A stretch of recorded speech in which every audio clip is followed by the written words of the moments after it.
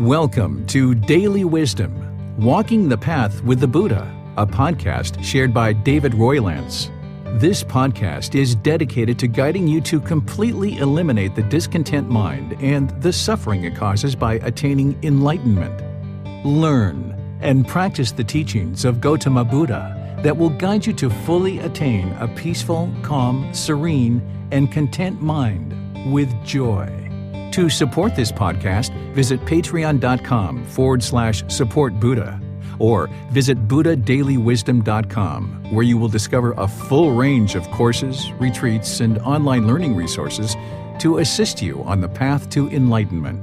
Now, here's our teacher to share more.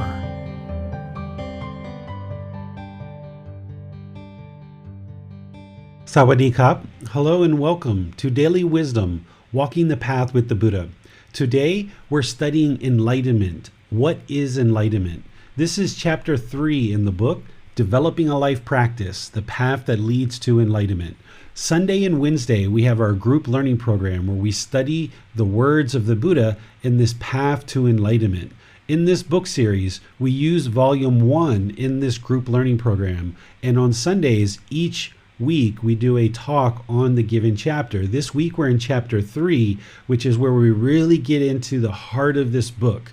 And this particular chapter is all about enlightenment, to ensure that students understand what enlightenment is prior to embarking on this journey. Because if you can think of the path to enlightenment as a journey, before you take a journey in a car or on an airplane or a boat or a train, you're going to be interested to know the destination where you're headed and understand a bit about that destination so that once you get there, you know that you've arrived. And that's the purpose of this chapter, being chapter 3, is to explain this location or this mental state, this goal, this ultimate objective of enlightenment, so that you're more readily able to practice in order to get to that point where the mind is enlightened. Because if you don't know what enlightenment is, how could you ever work towards it? So understanding the ultimate goal will actually help you along the path in order to attain the goal. So I would like to thank all of you for being here for today's class. You're going to be able to learn and ask questions as we go to be sure that you learn and understand what enlightenment is, so that then as you chart your course and you progress in the rest of this program and developing your life practice even beyond this program, that you'll deeply understand what enlightenment is, so that then you'll be more readily able to work towards it. As we go in today's class, feel free to ask any questions by putting those into the comment section of Facebook, YouTube, or Zoom. Our moderators will see that and be sure that your questions get asked during the class. If you're in Zoom, you can electronically raise your hand and ask any questions or follow-up questions directly. So let's go ahead and talk about today's topic, which is enlightenment, or what is enlightenment. The first thing I'd like to share with you in understanding this topic of enlightenment is to help you understand that it's extremely challenging for an unenlightened mind to fully understand what is enlightenment, because you haven't yet experienced it. And it's very challenging for an unenlightened mind to really grasp what this is when we talk about enlightenment.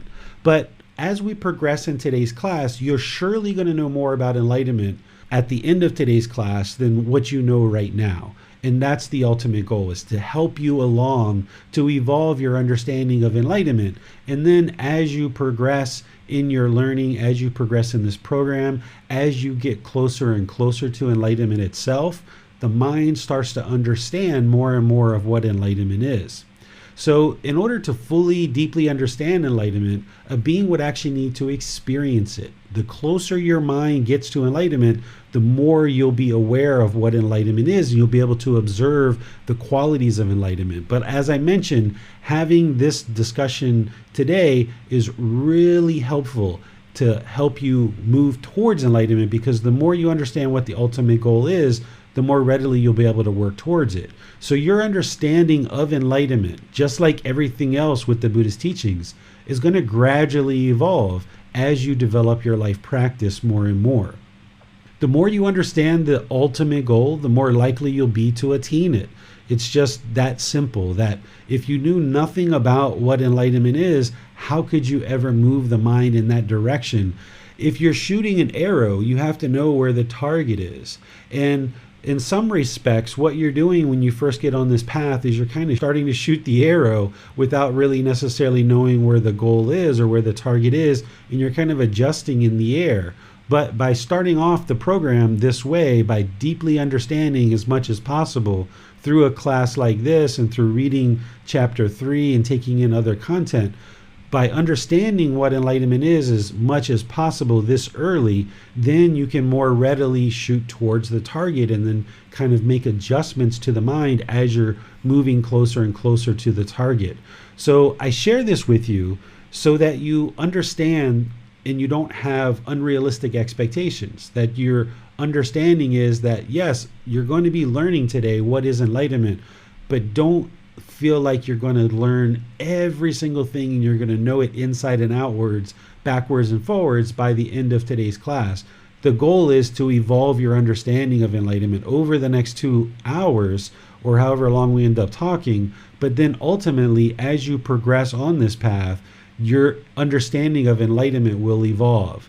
And the way that that's going to happen today and throughout the rest of your learning and developing your life practices by asking questions, seeking detailed understanding. That's how you're truly going to understand the goal. So as we go in today's class, feel free to ask any and all questions that you like. If you don't understand something, just say, David, I don't understand. Can you explain it again? Or can you repeat that? Or can you maybe share a different example?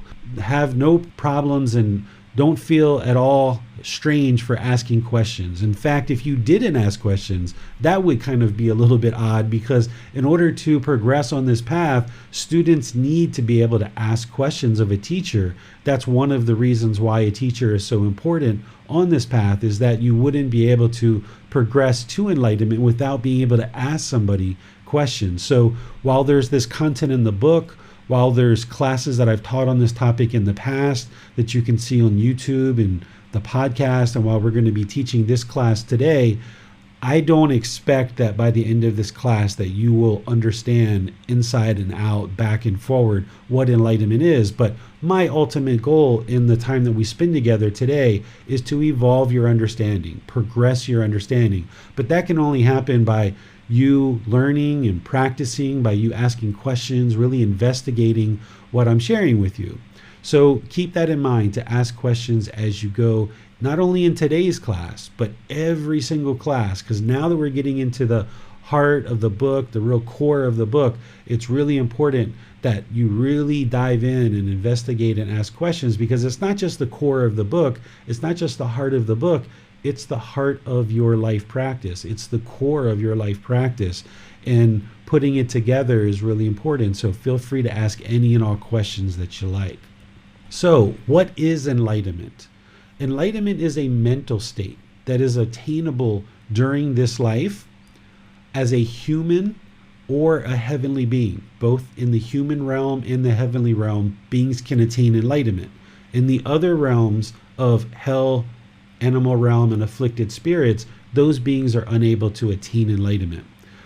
When the mind has attained enlightenment, it will be peaceful, calm, serene, and content with joy permanently. It will no longer experience any discontentedness whatsoever. All discontentedness will have been eliminated 100%. The mind will be concentrated, it will be steady, it will be unshakable. Nothing and no one can shake up the mind. When the mind is experiencing discontentedness, that's when it's shaken up, when it's worried, when you feel anxiety, when there's stress, when the mind is, or the body is sometimes even shaking. The mind is shaking so much that sometimes the body might shake, the hands might shake. The mind won't do this when it's enlightened. It'll be concentrated, it'll be steady, it'll be unshakable. And having attained enlightenment, the being will have escaped the cycle of rebirth, no longer ever being reborn into a new existence. The mind will be calm and relaxed, yet attentive and alert. This is the middle, where the mind's in the middle, where it's completely calm and relaxed, the mind is at ease, but yet it's attentive, it's alert, it's focused, it's concentrated. And this mental state is attainable during this life by applying effort, by having dedication and diligence and determination. A being can attain enlightenment in this life and then experience this peacefulness for the rest of this life. And that comes with work and effort. But enlightenment is also attainable at death. Some people do attain enlightenment at death, whether you've actually learned these teachings or not. There's beings that can attain enlightenment. It doesn't require someone to learn these teachings in order to attain enlightenment, because as you might ask questions and we can get into, a mind sometimes will gradually eliminate the things that it needs to eliminate as it makes its way to death. I don't suggest anybody take the chances of that occurring. Instead, by learning and actively applying discipline to your life practice, you can actively evolve the mind, have it ascend and awaken to this enlightened mental state, and then enjoy the benefits of that for the rest of your life. But one can also attain enlightenment at death as well. It is possible. But for that being, they would have experienced anger and frustration and worry and stress and anxiety their whole life. All these discontent feelings would have been experienced their whole life. They would have died, attained enlightenment, and no longer have been reborn. Well, that's kind of like the next best option. At least they're not going to be reborn and experience the displeasure and despair all over again. But the real goal would be to apply some dedication, some determination and diligence in this life, get to this peaceful mental state in this life, and then enjoy it for the rest of this life. That would be the ultimate goal. An easy way to think about enlightenment, and this will make more sense once you understand what these are, is an easy way to think about enlightenment is it's a mind that is free of craving, anger, and ignorance, or this unknowing of true reality, with the realization of non-self and dissolving the ego. In chapter 8, we're going to talk about craving, anger, and ignorance. These are referred to as the 3 poisons, the 3 unwholesome roots, or the 3 fires.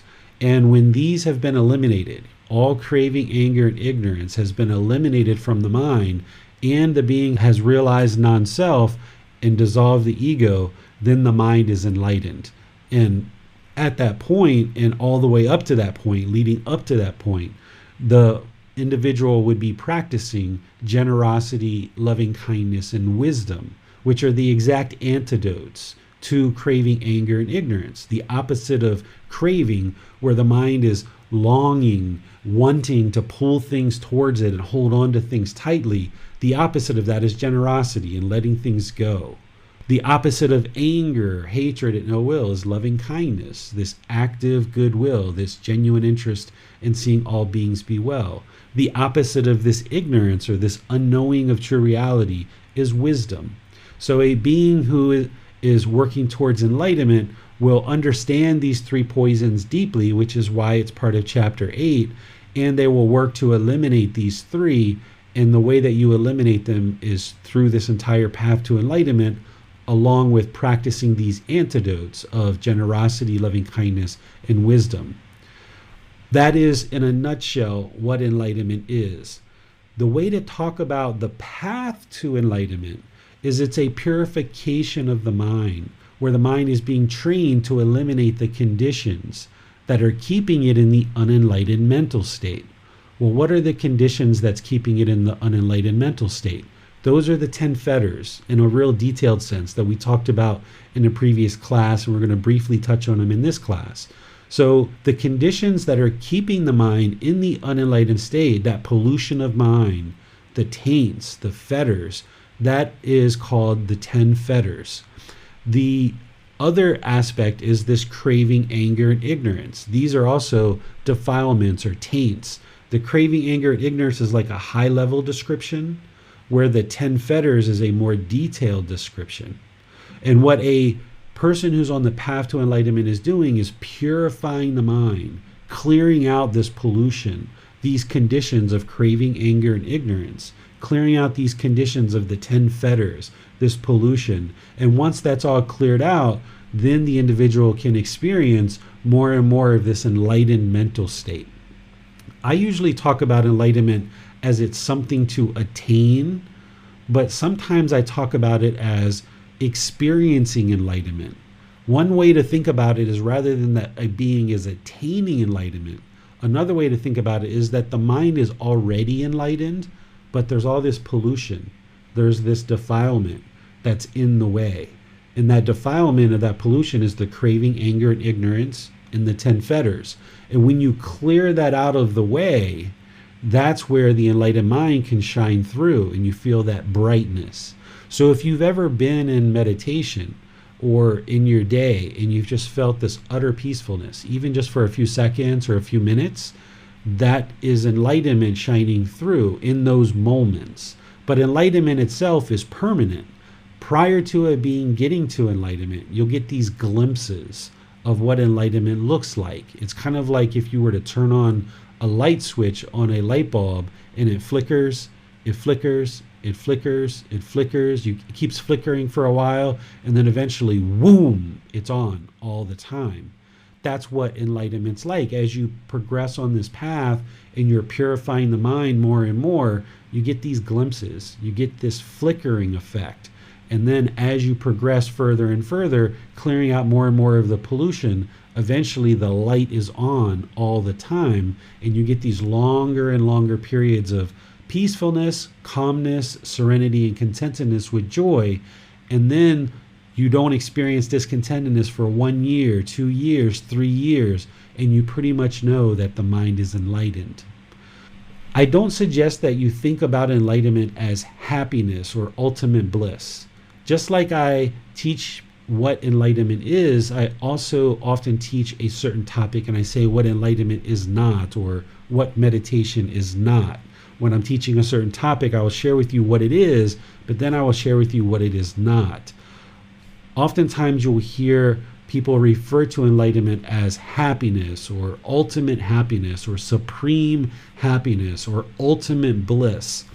You've experienced happiness before. You know what happiness feels like, but yet the mind wasn't enlightened. This is how you know that enlightenment is not happiness, because you know what happiness feels like, and then at some point after that, the mind was sad or angry or frustrated or irritated. It still became discontent with those painful feelings. So rather than describe enlightenment as happiness or ultimate bliss, I describe the quality of mind that's being experienced during enlightenment is this joy or this unconditioned joy, which we're going to talk more about today. This happiness or this ultimate bliss that oftentimes gets described as enlightenment is actually describing the experience of being in the jhanas. If you remember when I talked about the 4 stages of enlightenment, there's these 4 preliminary phases that the mind goes through called jhanas. And as the mind's making its way towards that first stage of enlightenment, experiences these jhanas, which can be this happiness or this ultimate bliss, but it's not permanent. It comes and goes. And oftentimes when people are experiencing the jhanas, if they don't understand the phases that the mind goes through before it gets to the individual stages of enlightenment, people can oftentimes mistakenly feel that they're enlightened when they're experiencing the jhanas. So this is why some people refer to enlightenment as happiness or ultimate bliss or ultimate happiness, because they're not actually experiencing enlightenment, they're actually experiencing the jhanas. The mind hasn't yet gotten to enlightenment, so it's experiencing those jhanas. So because they think they're enlightened, they're explaining enlightenment as happiness or ultimate bliss, when in reality they're just experiencing the jhanas. So let me pause here and see what questions you guys have for this part of what I'm sharing. The way that you ask questions is put that into Facebook, YouTube, or Zoom, or raise your hand electronically, and we'll be sure to get your questions asked during the class. Hi, David. I was wondering, is enlightenment available to anyone, regardless of how challenging our current life circumstances may be? Absolutely. This is very important to understand. I'm pleased that you asked this question, James. Whether you're a male, a female, no matter what your sexual orientation is, no matter what your religion you consider yourself to be, what traditions you've grown up in, no matter whether you're ordained or unordained, whether you're an ordained practitioner as a male or female, whether you're a household practitioner, it doesn't matter. Every single human being can attain enlightenment. We have a question from Adrian on Facebook. Could enlightenment also be defined as wisdom acquired through experience? The experience being what we learn and practice from the teachings of the Buddha. I would probably say that is more of what we describe as awakening, because it's the wisdom that awakens the mind. If you think about this ignorance or this darkness, the mind is unknowing of true reality. It's in this darkness. And the more that it understands true reality and it acquires this wisdom, that's where the mind awakens. And yes, it experiences enlightenment as a result of that wisdom and experiencing that wisdom and coming to the truth. And that's the reason why the mind is unshakable. Because once you've independently verified the truth, nobody can shake you off of that. This is the analogy that I gave when I talked about Santa Claus. If you grew up in a culture where you learned about Santa Claus and you just believed in Santa Claus, well, you just believed. But then eventually you learned the truth and you independently verified that Santa Claus isn't real. And now at this point in your life, no matter what I say or anybody else says, or how many Christmas carols you hear, how many Santa Clauses you see at the mall around Christmas time, you know 100% certainty your mind is unshakable that Santa Claus does not exist. Nobody can convince you otherwise. Well, once you learn that craving, desire, attachment is what causes discontentedness, and you see the truth for yourself and you get that wisdom, nobody can shake you off of that. Once you understand what anger is, once you understand what ignorance is, once you understand these defilements of the 10 fetters, as you're eliminating those and you see that meditation and all these other aspects of the Buddhist path is what's leading to this peaceful, calm, serene, and content mind with joy, nobody can shake you off of that. So this is why the mind becomes steady and unshakable, because you verify the truth and you see it for yourself with real wisdom. Whereas if the mind is just believing something, it doesn't know what's true or false. And this is why the mind wavers and shakes. But the more truth that you see, the more wisdom that you acquire, the mind awakens to this peaceful, calm, serene, and content mind with joy. And it's unshakable, it's steady, and it's very concentrated, because when the mind's carrying around craving, anger, and ignorance, it can't have focus, it can't have concentration, it's very muddled. That's why the memory isn't working so well. It's like the instrument isn't tuned to that optimal middle way. But by training the mind on this path, you bring the mind to the middle, and it's tuned just like a fine instrument. The mind is tuned to the middle, and that's why it starts performing with this peacefulness, calmness, serenity, and contentedness with joy. It's concentrated, it's steady, it's unshakable, it's focused, it's got this high degree of memory. Allie has her hand raised. Let's go to Allie now. My question is, I heard that there are some people, they can be practicing for their whole life and they won't be enlightened. Is that true? You can practice for this whole life and still not attain enlightenment.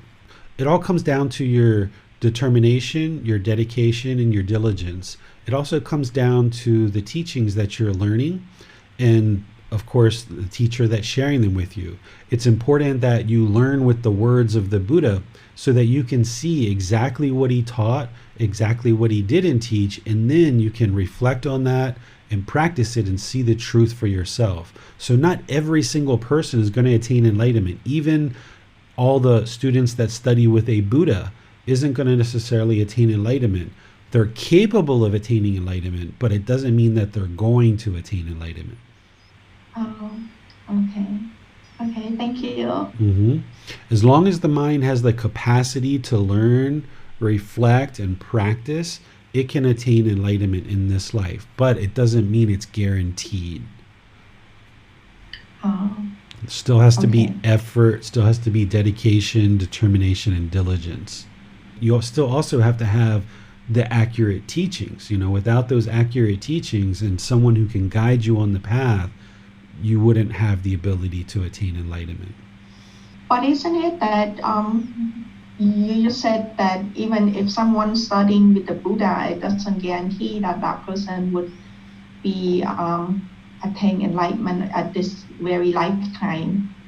Exactly. So there's no guarantee that someone's going to attain enlightenment, but they're capable of it, right? Because let's say somebody studies with the Buddha. There's different types of students. There's different quality of students. Some people aren't needing to work very much. Some people have more free time. Some people have certain incomes that they have more free time. They apply more dedication and diligence to learning and practicing. Other people, maybe they're struggling just to put food on the table, and they're having to work a whole lot, and they're not even able to really get into the teachings very deeply to actually even learn them.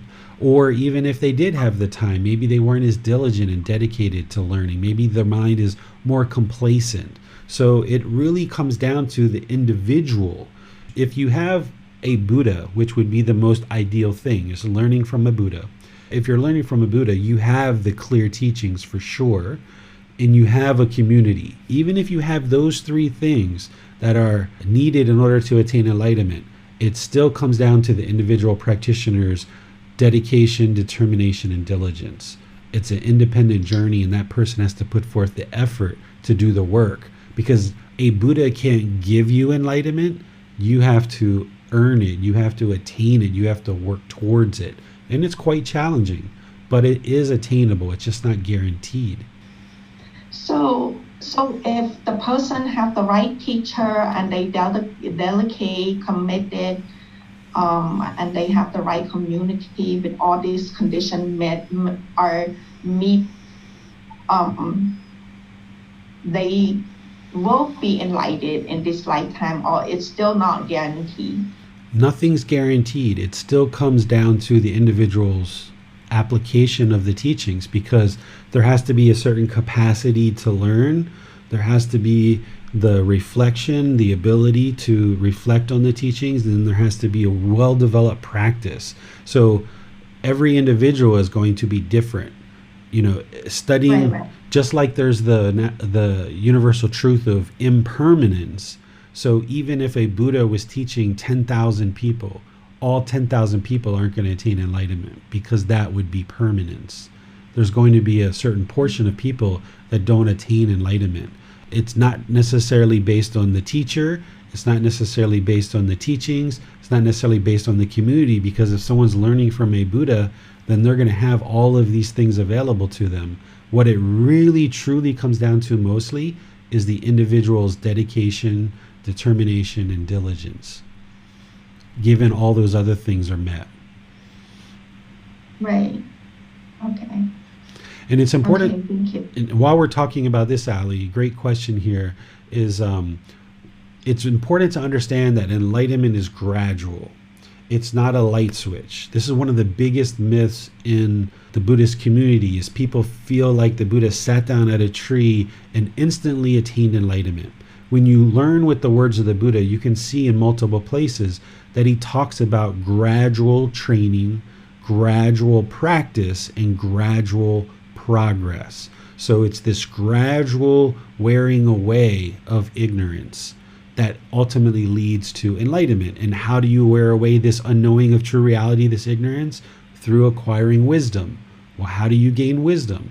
Through learning, reflecting, and practicing the teachings. That's what you guys are doing by coming to these classes regularly, by reading the books, by spending time outside of class, looking at the videos, the podcast, asking questions through Facebook group, through sending me private messages, through scheduling personal guidance. If you come to any retreats, or you come to Thailand, or when I come to America or the UK or South America or any other part of the world, if you come together and you learn, then this is how you're gaining wisdom, by understanding the teachings, reflecting on them, and then practicing them. This is how you antidote that ignorance and gain more and more insight into developing your life practice.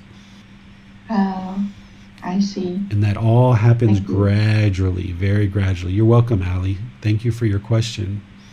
So I had a bit of a follow-up, David. Would you say that the Buddhist teachings are the exclusive path toward enlightenment? What I know from the Buddhist teachings is the Buddhist teachings lead to enlightenment. However, from what I see from other traditions, there's a lot of similarities of what I see in these other traditions and what I observe.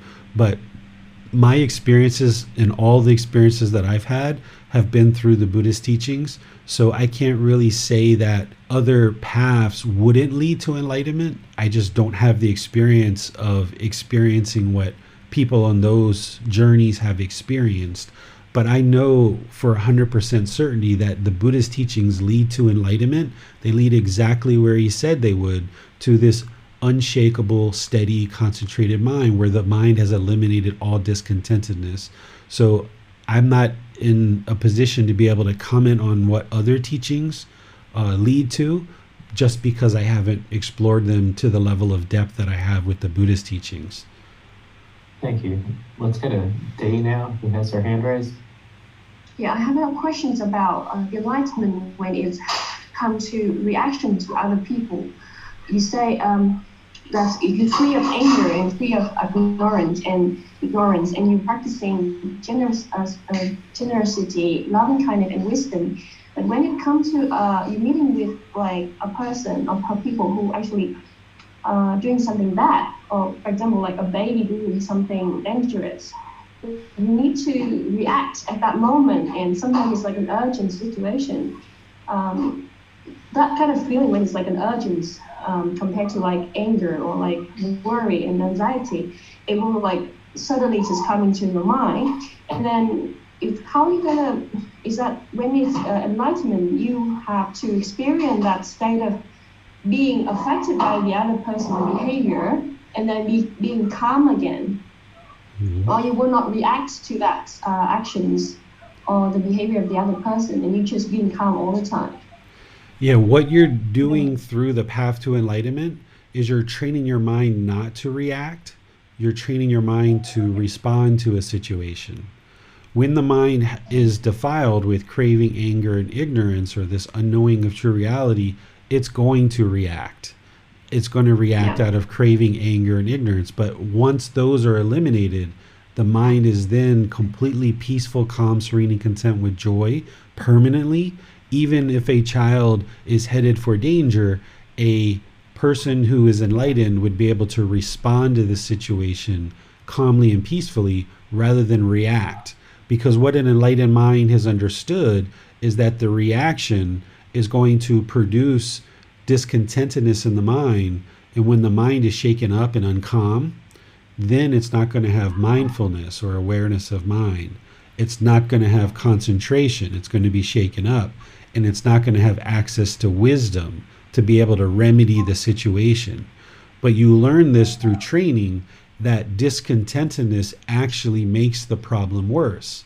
If you've ever had a situation where something bad has happened and the mind has gotten all uncalm, and then decisions start being made with an uncalm mind, decisions can be made and actually make the situation worse.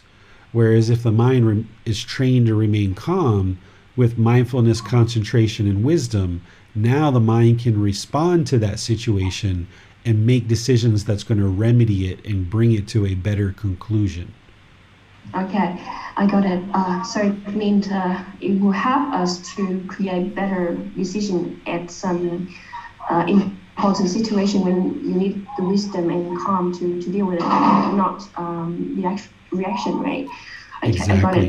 One more question. I want to ask about when you got enlightenment and you will be concentrated, but what kind of concentration is that? Concentrate on your mindfulness, your calm, or what is that concentration? Concentration and mindfulness are two separate things.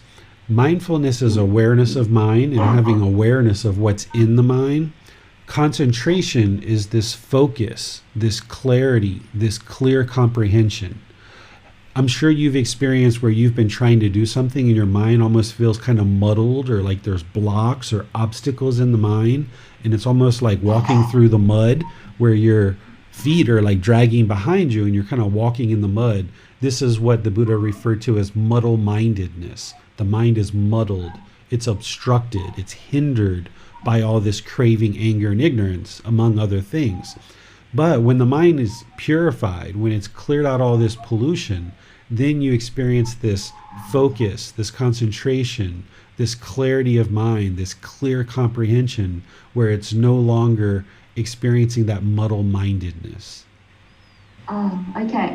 So concentration, you need to be focused and not being distracted by the other distraction, right? When you meditate, for example, right? Something like it. Exactly. You practice what we call right concentration, which is part of meditation, but it's also part of your daily life. So that when you're in daily life, you're not just practicing concentration in meditation, but you're practicing it in daily life as part of the Eightfold Path. We call it single-mindedness or singleness of mind. So if I understand, enlightenment here is really close to concentration on the breathing. And that will be the core of enlightenment, isn't it? Like controlling the breath. And it's been controlling your mind, isn't it? Is that the same? It's controlling the mind. The breath is there during meditation in order to give you a fixed object to focus the mind in the present moment. But in daily life, you can't be so utterly aware of the breath because you have other things that you need to be focused on. You'd be focused on two things at one time. But during meditation, when you're training your mind to come into right concentration and singleness of mind, that's what the breath is there for. But then you practice in daily life just feeding your daughter, or just changing her diaper, or just setting up her crib. Whereas if you were changing her diaper and thinking about what you're going to feed her tonight, then you're probably going to have a mishap with the diaper. Or if you're trying to feed her and you're thinking about changing her diaper, you're probably not going to be able to feed her. And so, food's going to be dripping out of her mouth. It's going to be falling down her shirt because you're trying to feed her, but yet you're thinking about changing her diaper. So what you should be doing in addition to meditation is when you're in daily life is just be thinking about one thing at a time and focused on that with singleness of mind. That's part of the Eightfold Path, which will ultimately bring the mind to enlightenment. Oh, okay, thank you. I got all my question answers. Thanks a lot. You're very welcome. Thank you for asking them. Let's go to Johnny now for a question. Hi, I just wanted to make a quick follow-up to Ali's question, if I may. I wondered if you could say a few words about what the Buddha may have said about someone who pursues but is not able to achieve enlightenment in this lifetime, such as a stream enterer and so forth. Sure. So what happens if a person is learning and practicing these teachings, but they haven't attained enlightenment? Depending on where they are on the path, there's going to be various benefits. Even just learning and practicing these teachings to a certain degree, even if all somebody actually understood is the 5 precepts, and they only ever practice the 5 precepts, that's going to result in improvements in this life, but it's also going to result in improvements in their next life as well. The ultimate goal is to attain enlightenment in this life and never be reborn. But through practicing the teachings in this life, and of course you'd have to learn in order to practice, so through learning and practicing in this life, you will experience more peacefulness in this life, even having not attained enlightenment. And then upon your next rebirth, it's going to be in a better destination in terms of if you're reborn in the human realm, you'll be in a better position of rebirth than you were in this life, or you may actually be reborn in the heavenly realm. But the heavenly realm isn't permanent, and that's not the goal. You can attain enlightenment in the heavenly realm, but those beings oftentimes fall away because they lack motivation. Should a being not attain enlightenment, not only are they going to have more peacefulness in this life, not only are they going to have a better rebirth in their next life, but in that next life, they will retain the wisdom of these teachings. So it will make it easier for them to learn and practice these teachings in that new life, because in this life they had some training in this life. So this is why some beings in this life that we're living right now are going to find it a bit more straightforward and a bit easier to learn and practice these teachings, where other beings it's going to be a lot more difficult, a lot more challenging. And the reason for this is because those beings that find it easier have learned and practiced in previous lives, and that helps them along in this life. But even a being who has never been reborn in the human realm ever before, and this is their first human birth, they can start learning and practicing these teachings in this life and still attain enlightenment in this life. You don't have to necessarily have a certain number of lives in order to attain enlightenment. So if you fall short of enlightenment in this life, you're still going to experience more peacefulness and better welfare in this life. And in your future rebirths, you're going to be reborn in a better condition, and you'll find it easier to learn and practice in that future life, ultimately getting closer and closer to enlightenment in that next rebirth. We have a question on YouTube from Patricia. She asked, "You may have addressed this before, but please explain how everything is impermanent, but enlightenment is permanent." Sure. So we don't say that everything's impermanent. If you look closely at how I describe the Four Noble Truths, I say everything that's in the world is impermanent. But in reality, what we're really saying, and you'll see this in chapter 4, is I talk about how all conditioned objects are impermanent.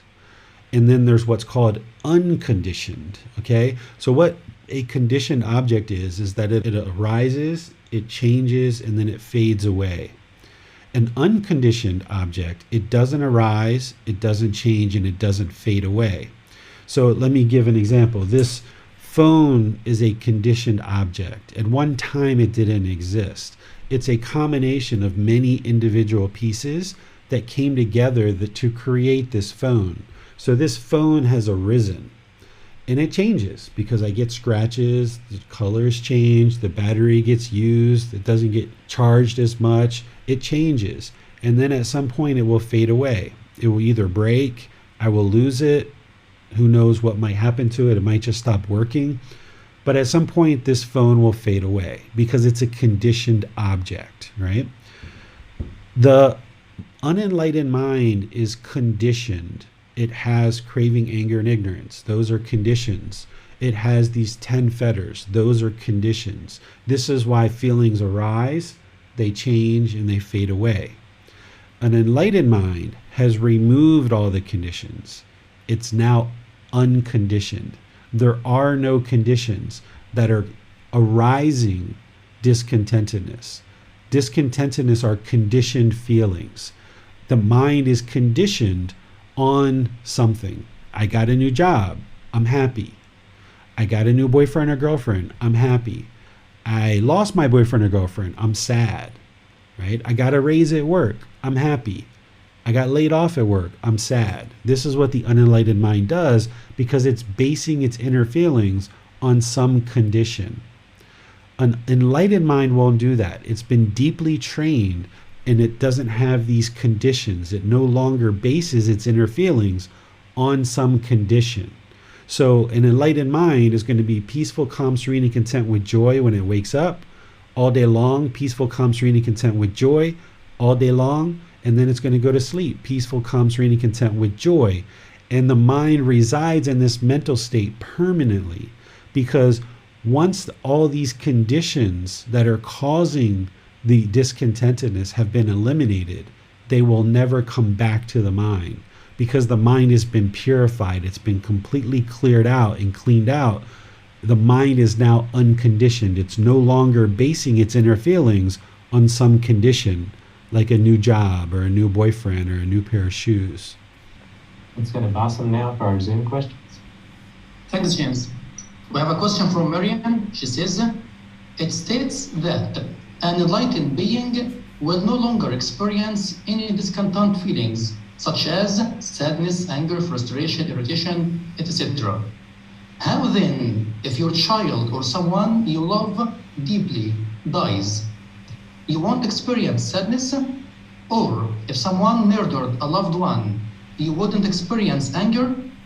Don't these emotions serve a purpose that is appropriate for certain circumstances? these emotions, these feelings that we're talking about, they're only being experienced because the mind is conditioned. The mind is craving permanence. So when somebody dies, the mind doesn't understand impermanence. It hasn't been deeply trained. It's craving permanence. It wants this person to reside permanently. And then when the person dies, the mind isn't comfortable with this impermanence, so therefore it experiences sadness. An enlightened mind wouldn't experience that, because an enlightened mind knows that when someone dies, that's part of life. It's impermanence. It's the natural laws of existence. You can't stop someone from dying. The reason why the mind is grieving and having sorrow in that situation is because it's holding on. It's got craving, it's got clinging, it's got attachment, it's got this desire for permanence. But an enlightened mind has been deeply trained to understand this, where when someone dies, it understands impermanence. It isn't clinging and holding on to this individual, craving permanence, therefore it won't experience sadness. See, the challenge for the unenlightened mind is people think that the more sad you are at someone's death, it means you love them a lot. But that's actually not love. There's love in there, I'm sure. But the reason why the mind becomes sad is not because of love. Love doesn't cause sadness. Love is you have a genuine interest in seeing everyone be well. What people are experiencing when they break up as boyfriend and girlfriend or husband and wife, when they're angry or they're sad or they're lonely and bored, is that the mind was craving permanence. They wanted this relationship to be permanent. The same thing when somebody dies. The reason why they're experiencing sadness, or even when someone dies, you can experience anger. I remember someone died close to me when I was very young. I was angry for a certain period of time. It's because of the mind is holding on and clinging. So when you eliminate that aspect of the mind where it no longer is clinging and holding on tightly, and it deeply understands impermanence, when there's a separation in a relationship or when someone dies, you just understand it, that that's part of these natural laws of existence. You can't fix impermanence. The reason why people die is because they're born. That's the only reason why people die. If we weren't born, we wouldn't die. But because we keep being born, we keep dying. And because of this universal truth of impermanence, we can't stay alive permanently.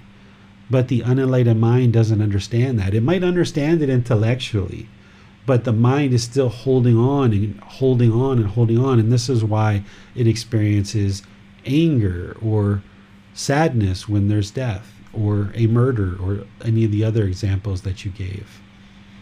A question from Rick. He says, some people say that we have to practice the jhana meditation before working towards enlightenment, insight meditation. Does there have to be an order, or do we believe that both forms of meditation can be practiced together? If you understand the problems in the unenlightened mind as craving, anger, and ignorance, and you'll understand that more when we get to chapter 8, then you'll understand the only two meditations you need are breathing mindfulness meditation and loving kindness meditation. Those are the only two that every being will need. There's two other specialized meditations that some people will need, but not everybody. You don't need 5, 10, 15, 20 different meditations, because the problem of sadness is craving, desire, attachment. The problem of stress, craving, desire, attachment. The problem of boredom and loneliness, craving, desire, attachment. Jealousy, resentment, craving, desire, attachment. Guilt, shame, fear, craving, desire, attachment. It's all the same root problem. So the antidote or the solution is the same problem. There's no such thing as jhana meditation as far as I'm concerned. And as far as what you see in the Buddhist teachings, if you read the words of the Buddha, he never talks about jhana meditation. He talks about breathing mindfulness meditation and loving kindness meditation. These are the two antidotes to breathing mindfulness meditation is the antidote to craving. And there's some other antidotes as well, but in terms of meditation, that's the only one. And in terms of anger, hatred, ill will, it's loving kindness meditation.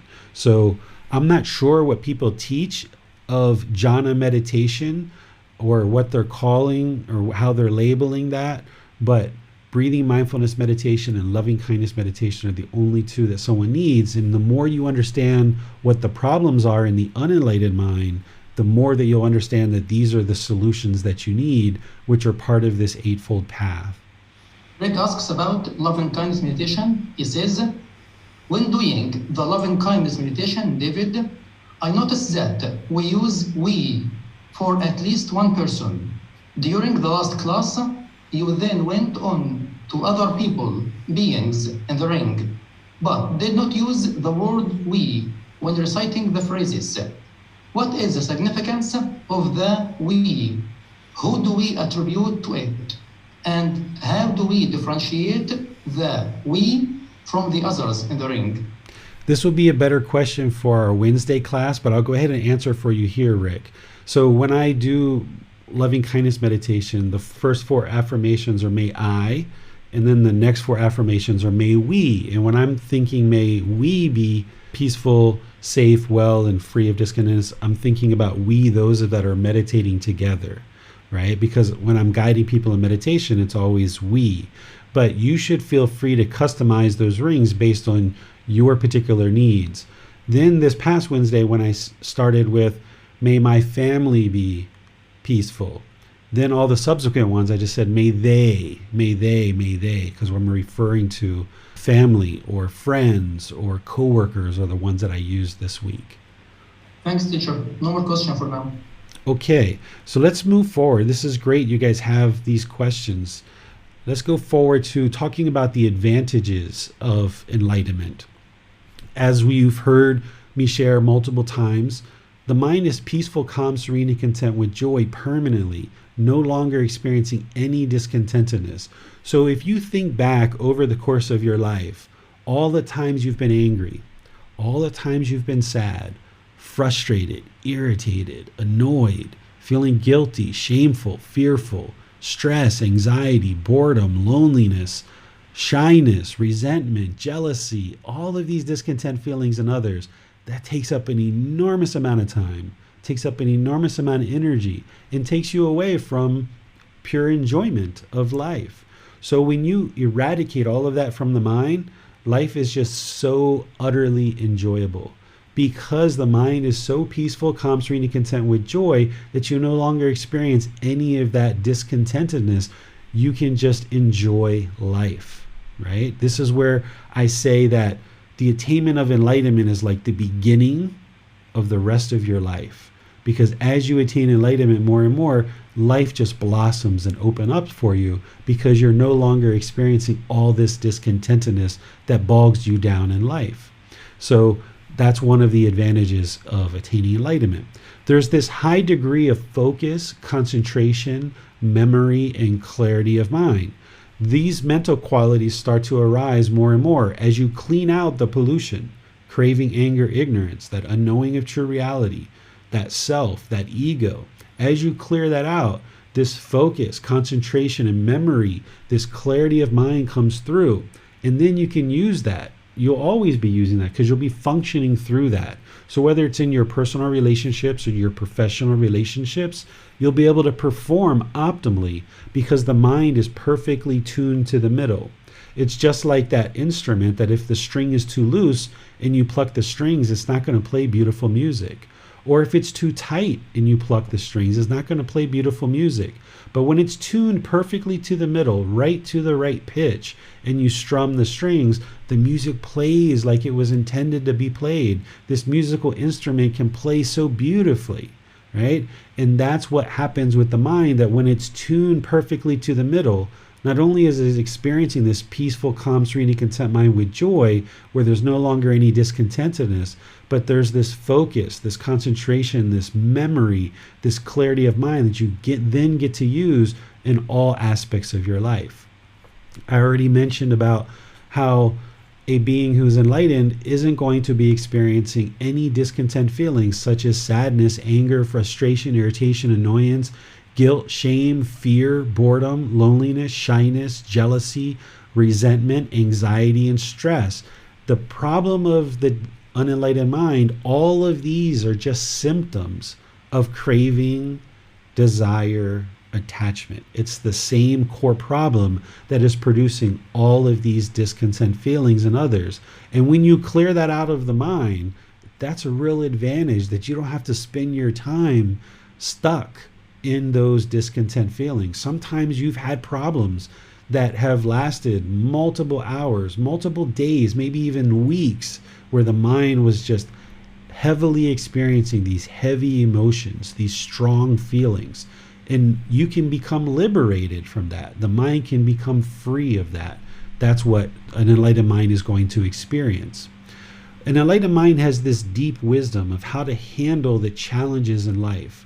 So if you've ever been in situations where things are happening in your life and you've just struggled and had all these difficulties to understand, what you should do next, and you have to contemplate and ponder and think and worry and have anxiety and stress. Maybe it even kept you up at night. Maybe even you woke up in the middle of your sleep at 2 a.m., 3 a.m. in the morning, worried, or maybe even in sweats about what are you going to do in this difficult situation. If you've ever experienced that, as the mind becomes more and more enlightened with this deep wisdom, you will have the wisdom of how to make wiser and wiser choices to produce wholesome outcomes in your life. And that's one of the things that an enlightened being experiences, one of the advantages.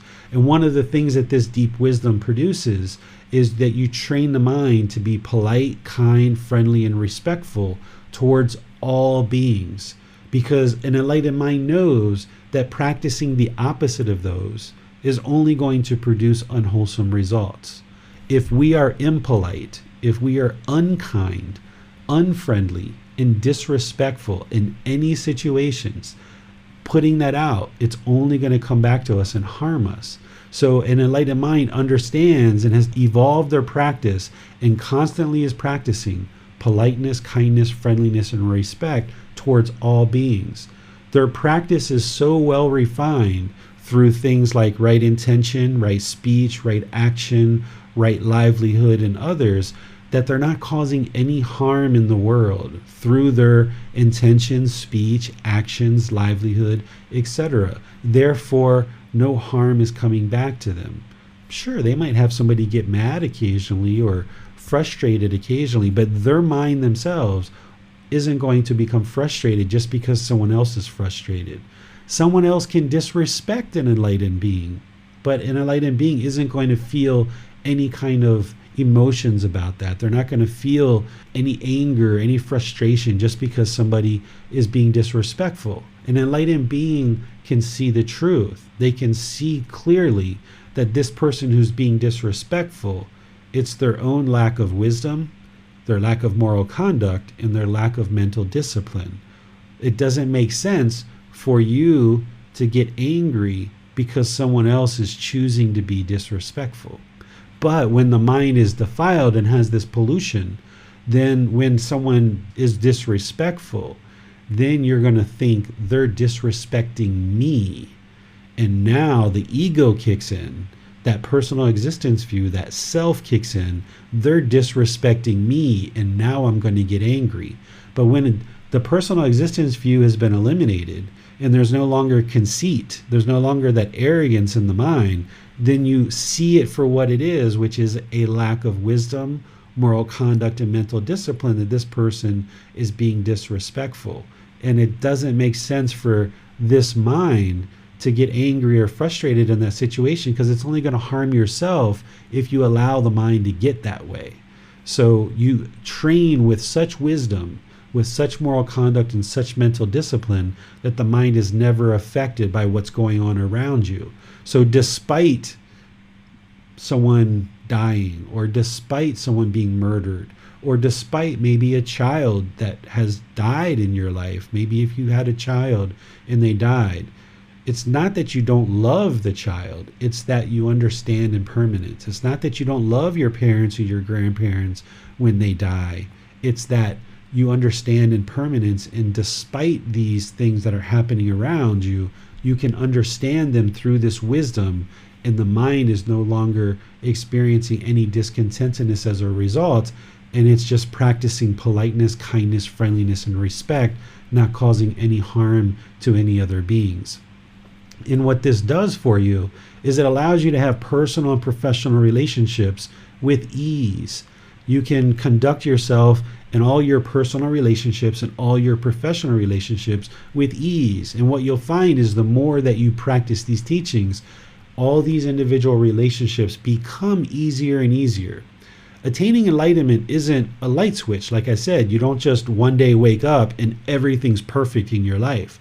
You gradually practice these teachings and you're working on improving your relationships with your life partner, with your children, with your coworkers, with your family, with your friends. You gradually are building up your practice more and more to the point where you can just have relationships with ease, both personally and professionally.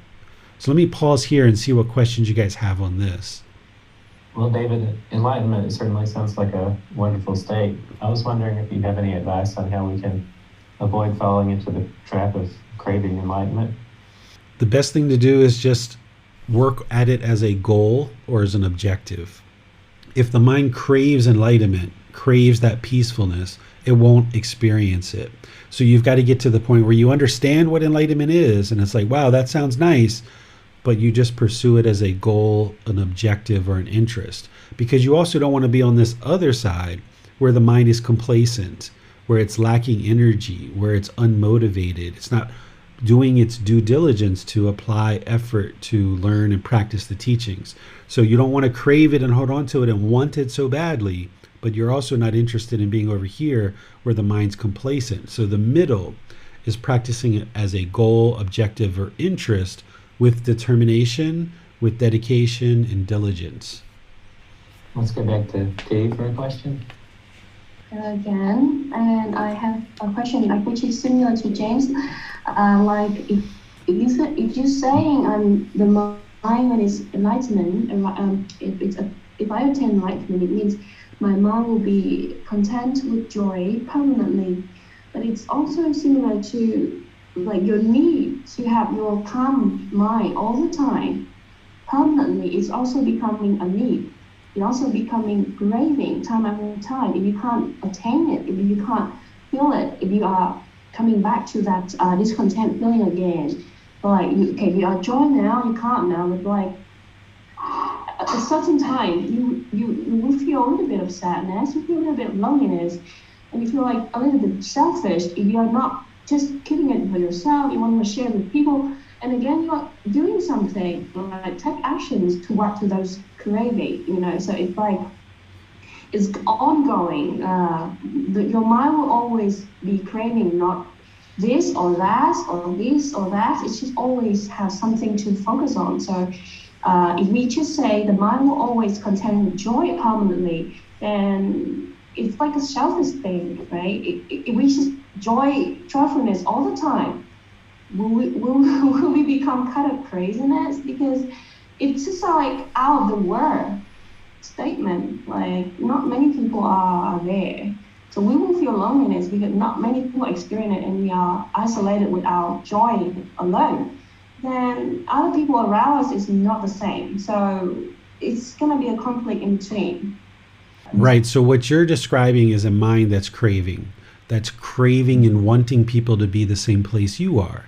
So an enlightened being isn't going to crave for other beings to be enlightened.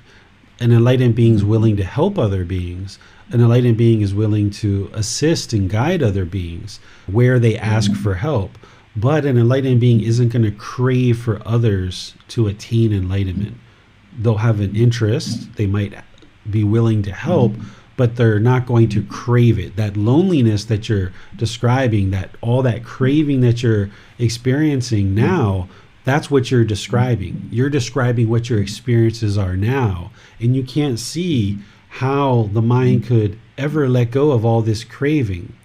But what you learn as part of this path is how to let that go. You train the mind how to let go of all that craving, all that wanting, all that expectation, all that mental longing of wanting things to be a certain way.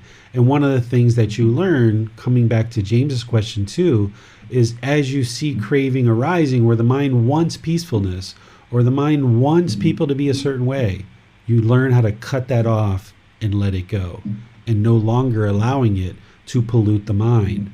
but it's a gradual process of learning how to do that.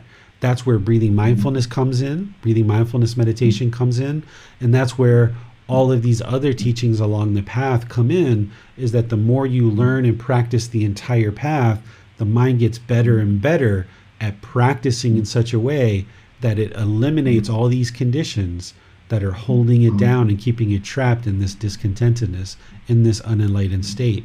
And more, this enlightenment arises in the mind, and you feel this brilliance and this brightness of the enlightened mind. It's not selfish to be interested to attain enlightenment. It's actually one of the best things you could ever do for your life, the life of those close to you, and all of humanity. Because an unenlightened being is actually causing harm in the world through their intentions, their speech, their actions. They don't even realize the things that they're doing to cause harm, because that ignorance or that unknowing of true reality. An unenlightened being doesn't understand what they don't understand. So an unenlightened being is practicing in a way that is causing harm to others. So by learning this path and practicing and refining your life practice more and more, you're significantly reducing your harm that you're causing in the world. And that's one of the reasons why peacefulness comes in more and more, is because as you're causing less and less harm in the world, there's less and less harm that's coming back to you. So it's actually one of the most loving, kind, and compassionate things you could do for yourself, those close to you, and all of humanity. Because by you attaining enlightenment, all the people around you aren't going to be experiencing harm. And with you attaining enlightenment, it's something you'll be able to share with your daughter. Can you imagine if you were able to give your daughter enlightenment? It's not possible. But if you can imagine giving her a gift where she will never need to experience discontentedness ever again in her life, that's something that a parent can do when they have the wisdom of what it takes to attain enlightenment. Then a parent can share that with their children, with their other family members, and they can help all these beings along the path if they choose to learn and practice. So it's actually one of the most compassionate things you could ever do. The most loving and kind thing you could ever do is pursue your own enlightenment, because as you do, you're going to be a better mother, you'll be a better teacher, you'll be a better friend, a better daughter. You'll be able to help your daughter and other people in your life, and you'll see that your relationships will just drastically improve more and more and more. All right.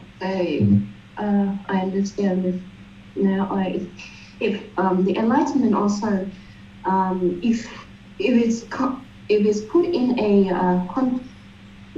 if you compare it with a state of mind when it's becoming like not wisdom, anger, and discontent feelings, and the mind with its like joyfulness, peaceful, calm, and earning wisdom, right? So we have to choose in between these two options all the time in order to cut off and let go what is harmful for us, and then choose to stay with us, which is a healthy thing, which is a peaceful mind.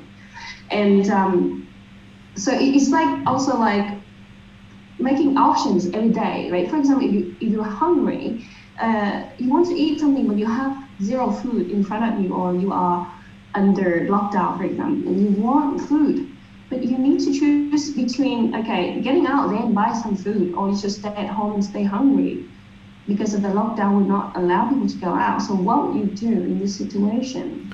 Every situation is different, but you're 100% right that life is all about choices. And the choices that we make, when they're informed with wisdom, then we're going to make wiser and wiser choices. Therefore, by making wiser choices where we're not causing harm, we're only producing wholesome decisions. Therefore, only wholesome things are happening for us. But when we don't have that wisdom, when we have ignorance, this unknowing of true reality, we're making unwise decisions. We're doing unwholesome things. We're putting unwholesomeness and harm out into the world, and then that's when that unwholesomeness and that harm is coming back to us. So through practicing these teachings and gaining the wisdom in each individual situation, you'll be able to make wiser and wiser choices and not cause harm in the world. And therefore, the mind will then be practicing in more wholesome ways and experience peacefulness. All right. It's really hard things to do. I mean, what I mean is like, it's going to be tons of things that choose during the day that will make me somehow becoming that kind of angry or worried. And it's like tons of reason. It just maybe simple, like when I'm hungry or when I'm thirsty, I don't have a glass of water. Instantly, I will feel like thirsty. And is that when you feel thirsty, you're just aware of it, and then if you just like trying to find water, it's not the joyfulness anymore, right? It will become another craving statement. So it's like eating, drinking, sleeping, those kind of things, going to toilet, just simple thing. But if I can't do it for a certain, that will create a lot of things in my mind. I couldn't be that kind of calm. Right. You have a lot to learn, T. There's a lot here for you to learn. Right now we're just talking about the ultimate goal. Next week we're going to be talking more. We're going to be discussing the problem, which is through the Four Noble Truths. We'll be talking about the cause and the elimination. Right now you're seeing all the problems, which is good.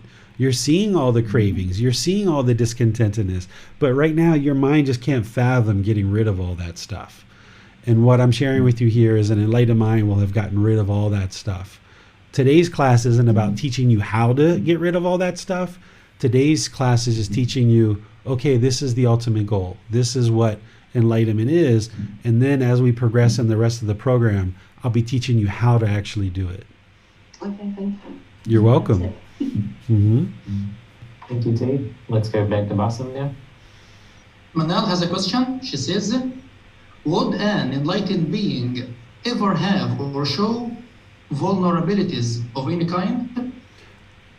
I don't know what you mean by vulnerabilities. My initial thought, based on what I understand vulnerabilities to be, is an enlightened being isn't vulnerable, right? There's nothing that's going to harm this being. They understand the world around them. They understand these natural laws of existence. They're going to be practicing wisdom.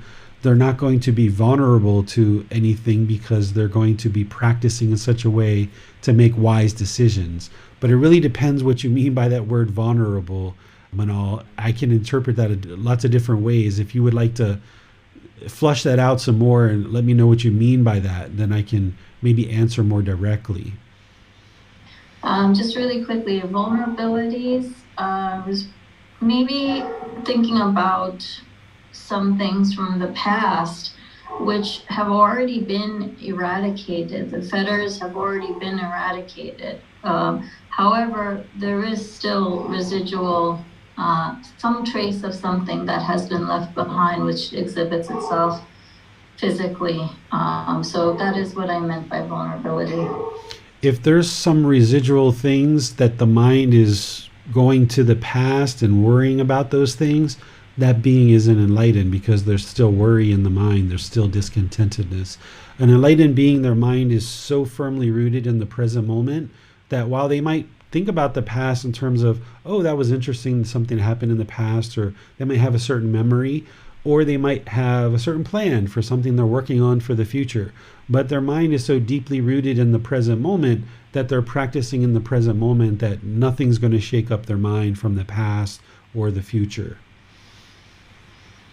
So there wouldn't be necessarily a boisterous laughter moment or a shared moment of grieving where an enlightened being would actually cry. Would that occur? An enlightened being isn't going to feel sorrow. They're not going to feel grief. That has all been eradicated from an enlightened mind because they understand what is causing the grief, what is causing the sorrow is the craving, desire, attachment. That's been eliminated from the mind. So since there's no longer any craving, desire, attachment, wanting things to be a certain way, craving permanence, it's no longer going to produce grief and sorrow. Crying is something different. Crying is a bodily action that can happen because of sorrow, but it can also happen because of happiness too, and something that someone might be finding enjoyable and laughing. So what crying is a bodily action. What we're talking about here is the mental part of the mind. Okay, thank you. You're welcome. Well, Marian has a question. She relates between enlightenment and arahantship. She says, Can you explain more about the difference between a Buddha and an Arahant? Is an Arahant someone who needed a teacher to gain enlightenment? A Buddha has learned to achieve enlightenment on their own. Does it matter who is our teacher? Let's wait until we get to another part of the talk where we can discuss that. I'll remember that question, Marian. Well, now let's go to T.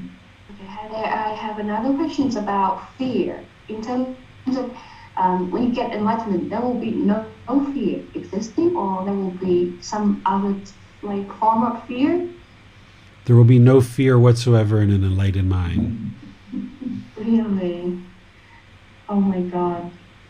That is amazing. If you have zero fear of anything. No fear whatsoever. No fear of any animals, or no fear of death, no fear of nothing. So fear of nothing is also like a statement for enlightenment. Fear of nothing. Yes, the reason why someone would fear, for example, like fearing death, is that the mind doesn't know what's next. It's worried. It's craving existence. It's holding on to this life. It doesn't want to let go. It's craving permanence. So therefore it fears death. Or the reason why it might fear a spider is that it fears getting hurt. It's craving permanent health. It doesn't accept or want this spider to bite it because it fears injury, right? So it doesn't mean you don't protect the body. If I see a spider, I'm not going to walk up to it and say, hey, bite me, Mr. Spider or Mrs. Spider. But you don't get fearful of it, because an enlightened being understands that animals are actually more afraid of us than we are of them. And as long as you're not putting out any harm, no harm will come to you. No spider is just going to walk up to you and start chomping on you, right? So an enlightened being understands the natural law of karma so well that it's not putting out any harm, so therefore it knows that no harm is going to come to it. Then it means we are aware about when we are not doing any harmful things, then we don't have to fear about other things will be harmful for us. Okay. Right. In the unenlightened... criminal, there are many bad guys, many violence out there in the world, and we cannot just be ignored. We can't just ignore that things, right? And like people are suffering everywhere, even like my parents, my baby. So if you say it is fear of nothing, and it's like you are not harmful to anyone, but they are still in danger, or they are still having fear for themselves, and I can't just state like no fear, you know. It's right, it's because like in the middle, I can't actually just get out my fear when other people are my loved one, my family member are, you know, having something really dangerous or they're near death. For example, my daddy has cancer, lung cancer, and he has already got diagnosed like many years ago, but he's still like, he can't quit smoking, and he's still in this kind of state of, I don't know when he's gonna face to death, but it's just like all the time. It's like sure. A certain death statement all the time. It's like making me so fear of it. And if I achieve enlightenment, I don't know, it's a bit, I still can't really understand this. It's okay, T. You've got many more weeks and months and years ahead of you to learn and practice and understand. Right now, your mind's holding on to so much that you can't fathom not having fear, but holding on to your dad so tightly, yeah, you've got fear because you fear things and you see all the bad things happening in the world and you have fear. But when the mind has wisdom and you understand how to practice and make wise decisions, then you understand that no harm is going to come to you because you have the wisdom to make wise decisions to ensure that no harm comes to you. When you don't have wisdom and you don't know what's causing harm and what's not causing harm, then you lack that wisdom. You have that ignorance, that unknowing of true reality, and the mind walks around fearful because it doesn't know what's causing harm and what's not causing harm. So it feels like just anything can happen to me at any time. But in reality, it's our own decisions, this cause and effect, this action and result, that's creating certain experiences that we have. Every single thing that we experience in this life is a result of our decisions. And when we gain the wisdom of how to make wise decisions, then we can ensure that nothing harmful is coming back to us because we're always making wise decisions. And this takes time to learn. So I'm explaining what enlightenment is, not telling you how to attain it yet. That's what the rest of this program is about. Thanks, teacher. No more question for now. Okay, so let's talk about how to attain enlightenment, just from a high level, okay? This is just explaining the teachings that one would need to focus on first in order to really start making progress on the path to enlightenment.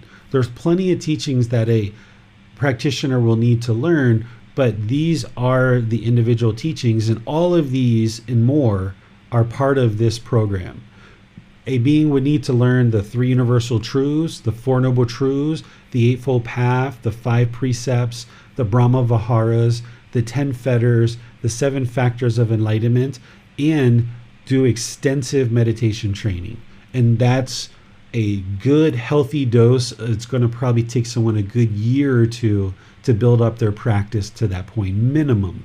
And everybody's different, right? Some people will have more time, some people will have less time, but that's a big, healthy dose of the teachings. And these are all teachings that I share in this program that you will learn. And if you go through the first time, of course, you're not going to learn it all in one sitting. So you'll see that you'll probably be interested to repeat this program more than one time. But these are the teachings that someone would learn, reflect on them, and practice them to see the truth. And as you independently observe the truth and acquire wisdom, no longer functioning on belief, this is where the mind awakens to enlightenment. There's no belief on the path to enlightenment. A being would not have belief. Instead, they're going to learn, reflect, and practice and move the mind to enlightenment. Going forward to the 10 fetters, there's these 10 fetters that are in the mind that need to be eradicated. That's part of what I was just explaining in the previous slide. There's 10 individual fetters that we talked about in previous class, and I went through each one of them in detail. So I'm not going to discuss them in too much detail here unless somebody asks a specific question.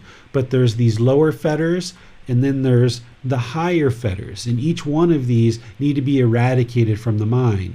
But this is something that you focus on once you start putting together some of the other more core teachings, like the 3 universal truths, the 4 noble truths, the Eightfold Path, and the 5 precepts. These will help the mind move towards enlightenment and start experiencing the jhanas. And then you start working on eradicating the actual fetters. The mind wouldn't be able to just go in and eradicate the fetters because the mind isn't prepared. You can almost think about all those other preliminary teachings, those preliminary phases that the mind goes through of the jhanas. It's like prepping the mind and preparing the mind to eliminate these fetters. You wouldn't be able to just go in and root them out. It's going to take time to kind of prepare the mind and help it get ready to release these fetters.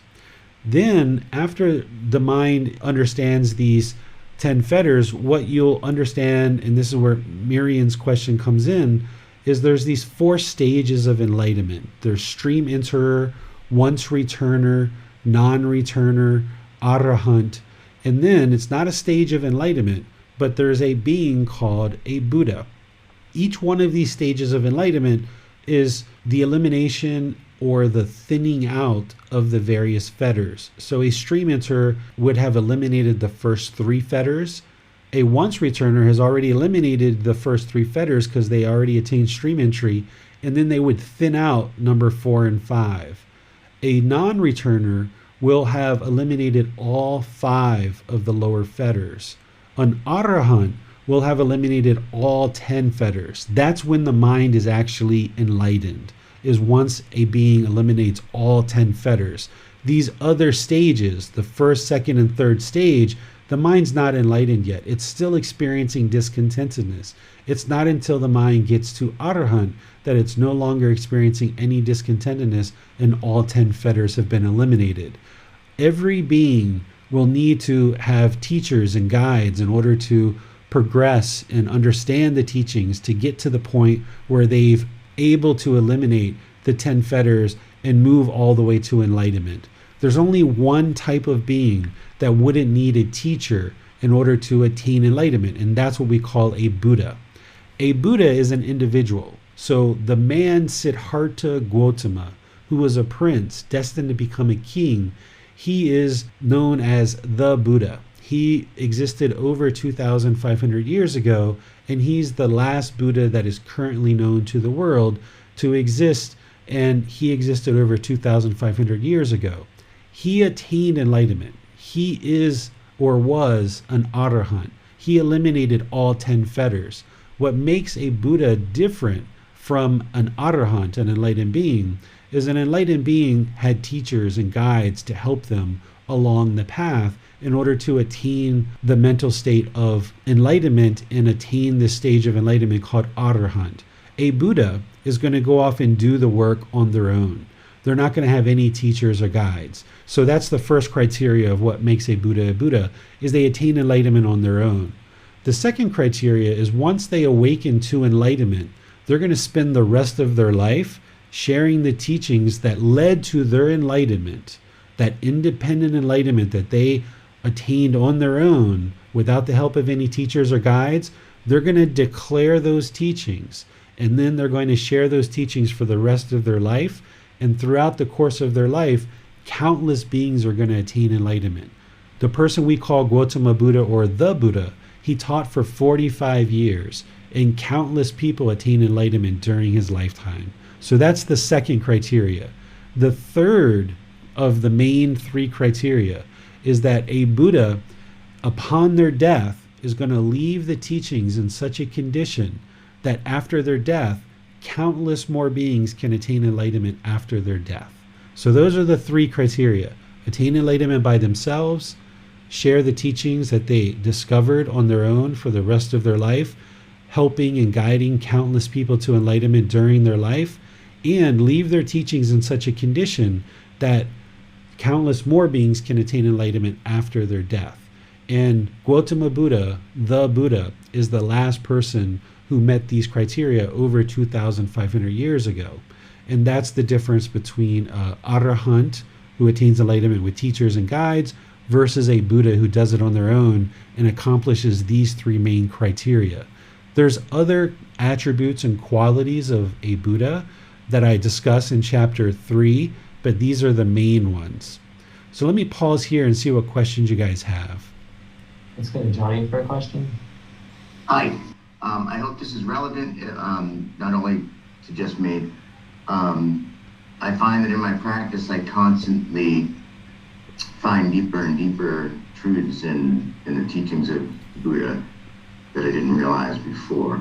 And I recently came to a conclusion that I didn't fully grasp as deeply as I had thought. Two models that are common for Buddhists in describing reality. One, the 6 internal and external sense bases, and the 5 aggregates. And I wonder, I didn't see that specifically in that list of very important topics to learn. I wonder if those are as crucial as I think they may be in attaining enlightenment. Those are crucial in attaining enlightenment, but the ones that I shared in terms of the individual teachings, those are what I consider to be the core teachings to start on and get focused on, but there's other teachings beyond that. But those are the core ones that I suggest for people to get started on. They're not the only ones, they're just the core ones to get started with. So the 6 sense bases and the 5 aggregates are important in order to get to stream entry. You wouldn't even be able to get to the first stage of enlightenment without understanding the 6 sense bases and the 5 aggregates. But in terms of what people should start on, that's why I give that list that I gave previously. Let's go to Basim now. Well, Rick has a question. He says, the Buddha supposedly did have teachers and guides, but ultimately surpassed those teachers and became enlightened. You recommend that we find a teacher and you prescribe the kind of teacher that would most benefit us. Are you suggesting that we have a teacher, but ultimately go on to our own individual journey towards the enlightenment that the Buddha experienced? You wouldn't be able to do what the Buddha experienced. The Buddha had 2 teachers at the very beginning, and those were the first 2 years of his journey. His journey was a 6-year journey. The first 2 years, he ended up studying with one teacher and quickly rose to become a teacher in that teacher's discipline. But he commented that when he was acknowledged and respected as a teacher in that discipline, his mind was still discontent and he had not yet attained enlightenment. So then he went to a second teacher and he rose to the rank of a master teacher in that teacher's discipline. And he said those teachings did not lead to enlightenment and his mind was still discontent. So that's why he ultimately went off on his own. And that's when he attained enlightenment, is when he went off on his own. So those teachings from the first two teachers didn't lead to enlightenment. So they weren't the teachers that guided him to enlightenment because he didn't attain enlightenment in their discipline and in their teachings. It wasn't until he was by himself. You wouldn't be able to do that same thing. You're going to need a teacher in order to attain enlightenment. So going off on your own in the forest like the Buddha did, only a Buddha can actually attain enlightenment that way. You're going to need guidance from someone to progress along the path to enlightenment. T has a question, so let's go to her. I want to ask about arahants. Can you make it more clear about this stage? This stage of enlightenment will have eliminated all the 10 fetters that we talked about in a previous class. You may need to go back because I know you just joined us in the last week or so. You may need to go back and watch that class where I talked about the individual fetters. All 10 fetters will be eliminated, so all pollution of mind will be eliminated. So I suggest you go back and watch that class. If you can't find it on our YouTube channel, just send me a private message and I'll send you the link. Thanks, teacher. No more question for now. Okay, so let's talk about the best way to know that the mind isn't enlightened. This is really important. The best way to know that the mind isn't enlightened is that the mind is still experiencing discontentedness. As long as there's conditioned feelings in the mind, then the mind is not yet enlightened. So these conditioned pleasant feelings, I got a new job, I'm so happy. Yeah, but then when the job's gone, you're sad and you're angry and you're frustrated. This is the mind basing its inner feelings on some impermanent condition. I'm so excited, my mom came to visit me, or my kids came home with a good report card, or my daughter started walking, or she started talking, or my son started riding a bike. I'm so excited. But then when they fall down and they hurt themselves, now the mind's sad or angry or frustrated, right? So this is what the unenlightened mind is going to do. It's going to have these conditioned feelings where it's conditioning its feelings on some impermanent condition. And the mind's going to go up and down, up and down, up and down. An enlightened mind is going to experience permanent joy where it's not clinging, it's not holding on. It doesn't need some condition in order to create the joy. The joy is just always there. It's like the light bulb is always on. That's what an enlightened mind is going to experience. So no matter what's happening around the enlightened being, they're always going to experience that peaceful, calm, serene, and content with joy, no longer having these ups and downs, ups and downs, ups and downs based on these impermanent conditions that are happening around it. The way that you'll know that the mind is not enlightened is that there won't be a craving to tell other people and to let other people know that you are enlightened. If there's any craving, desire, attachment, then the mind isn't enlightened. So if somebody's mind is peaceful for 3 months or 6 months or a year, and they go around telling people, oh, I'm enlightened, I'm enlightened, I'm enlightened. Well, this person actually isn't enlightened because there's still arrogance and pride there. There's still a craving and desire to tell other people that they believe that they're enlightened. They think that they're enlightened. An enlightened being's mind is so peaceful, calm, serene, and content with joy, they don't want anything in the world. They might need certain things in order to sustain their life. They're going to need clothes, they're going to need food, water, shelter, medical care, but that's it. They don't need, huge amounts of money. They don't need admiration. They don't need all this gratitude. They don't need all this stuff from people. And they definitely don't have a craving and desire to go around and tell everyone that they're enlightened. Their mind is so peaceful, they're just going to enjoy the peacefulness. They don't have this desire for admiration. By telling someone that, hey, I'm enlightened, Well, what's the goal there? Why are they telling someone that they're enlightened? They must be looking for admiration. So there's that craving, desire, attachment there. There's that arrogance or that pride. So by getting rid of that, then if a being's mind is peaceful, calm, serene, and content with joy, no longer experiencing discontentedness, then the mind is essentially enlightened. But I think it's very wise for an enlightened being to never consider their mind to be enlightened. Just always stay dedicated, diligent to their practice, and never convince the mind that it's actually enlightened. Just always be practicing.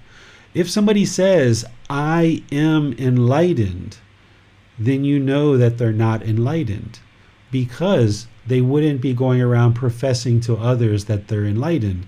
And this I am enlightened, an enlightened being no longer has a personal existence view. They no longer see it as I am enlightened, because there is no I. The mind can be enlightened, but I cannot be enlightened, because an enlightened being knows that there is no I here. So as soon as somebody says, I am enlightened, this is a clear indication that they are not enlightened. If you observe complacency in your practice, where you feel this lack of motivation or lack of initiative or lack of enthusiasm or a lack of a willingness to do something in your life, not just related to learning and practicing these teachings, but there's just this dullness, there's this lethargic condition that's coming into the mind. If you observe this with the mind, then you know that it's not yet enlightened, because an enlightened mind isn't going to have that complacency or that lack of motivation and enthusiasm. It's going to have a willingness to do something. It's going to be practicing the enlightenment factor of energy, which is what I would like to really head into now, is talking about the 7 factors of enlightenment. It's important to understand that the 7 factors of enlightenment are not how to determine if somebody is enlightened. In some respects, yes, it can help, because an enlightened being is going to be practicing all 7 factors of enlightenment at all times. But what the 7 factors of enlightenment actually are is it's actually a tool to help you move the mind to the middle. And we can use the Buddha's words to help you understand that. And then we'll talk about the 7 factors of enlightenment, because this is one of the tools that you will need in order to move the mind to the middle as you're progressing on this path to enlightenment. Here's some of the Buddha's words. It is, monks, when the 7 factors of enlightenment are developed and cultivated in this way, that they fulfill true wisdom and liberation. So having developed and cultivated the 7 factors of enlightenment, it's going to lead to liberation. These aren't a determination of if somebody is enlightened, because there's multiple things to determine if somebody is or isn't enlightened. But this is instead an actual tool to help you move the mind to the middle. When I talk about the 7 factors, you're going to see that the number 2, 3, and 4 are investigation, energy, and joy. Whenever the mind becomes sluggish, when it becomes complacent, when it's lacking motivation, when it's lacking initiative, when it doesn't have enthusiasm, when it has a lethargic condition, when it doesn't have a willingness to do something, you practice the enlightenment factor of investigation, energy, and joy. And that's what brings it to the middle. When the mind is too excited, when it's got that overactive, excited condition, that's when you practice the enlightenment factors of tranquility, concentration, and equanimity. And that's what brings it to the middle. And we're going to talk about what these are in detail. This enlightenment factor of mindfulness is always useful. You need to always be practicing the enlightenment factor of mindfulness.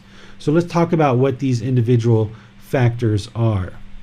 The enlightenment factor of mindfulness is awareness of mind. It's described in the Eightfold Path as right mindfulness. So if you look at chapter 5, when we get to that, or ahead of time if you like, if you go to right mindfulness, I describe right mindfulness there generally as awareness of mind. But it actually is a lot more detailed than that when someone learns and practices the 4 foundations of mindfulness.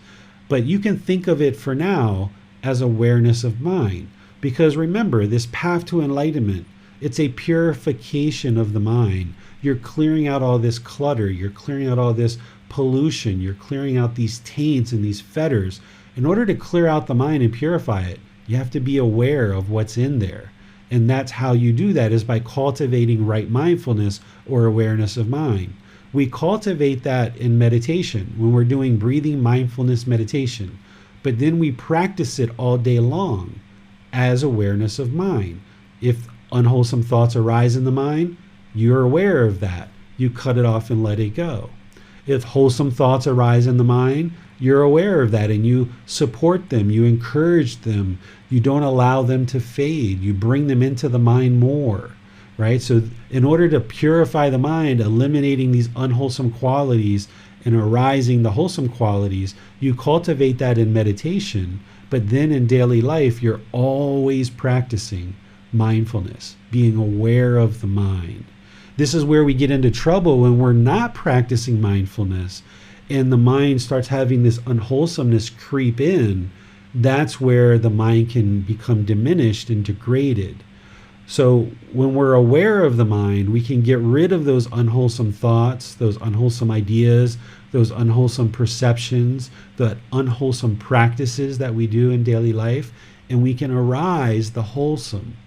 So always be practicing mindfulness, and you'll need to develop that more and more. It's like a dial. You have to turn it up more and more and more, and turn it up and increase it, and find that middle where you can be practicing mindfulness all the time. These next three are the ones the Buddha talked about when the mind's sluggish, that you can practice these in order to bring the mind to the middle.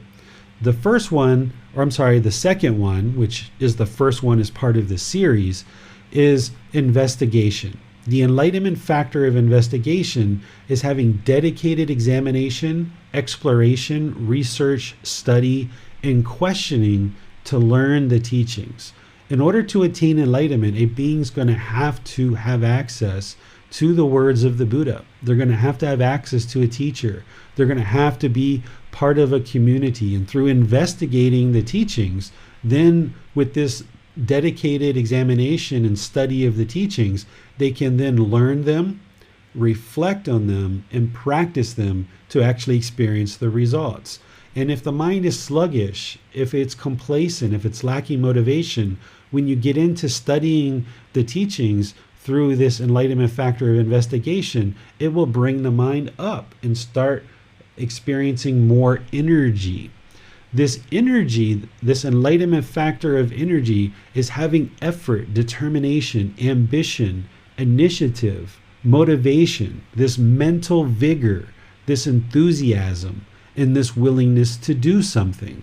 So when you find yourself somewhat complacent, or you find the mind is complacent, it's lacking energy, then you've got to apply effort and determination to pick the mind up and move it towards the middle, where it can now have this motivation and this willingness to do something.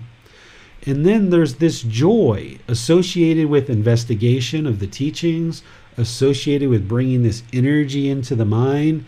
Then the mind becomes more joyful.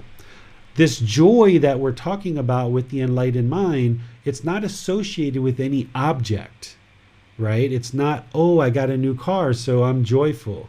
It's unconditioned gladness. It's where the mind, through clearing out the pollution, the mind just feels joyful just because it's joyful.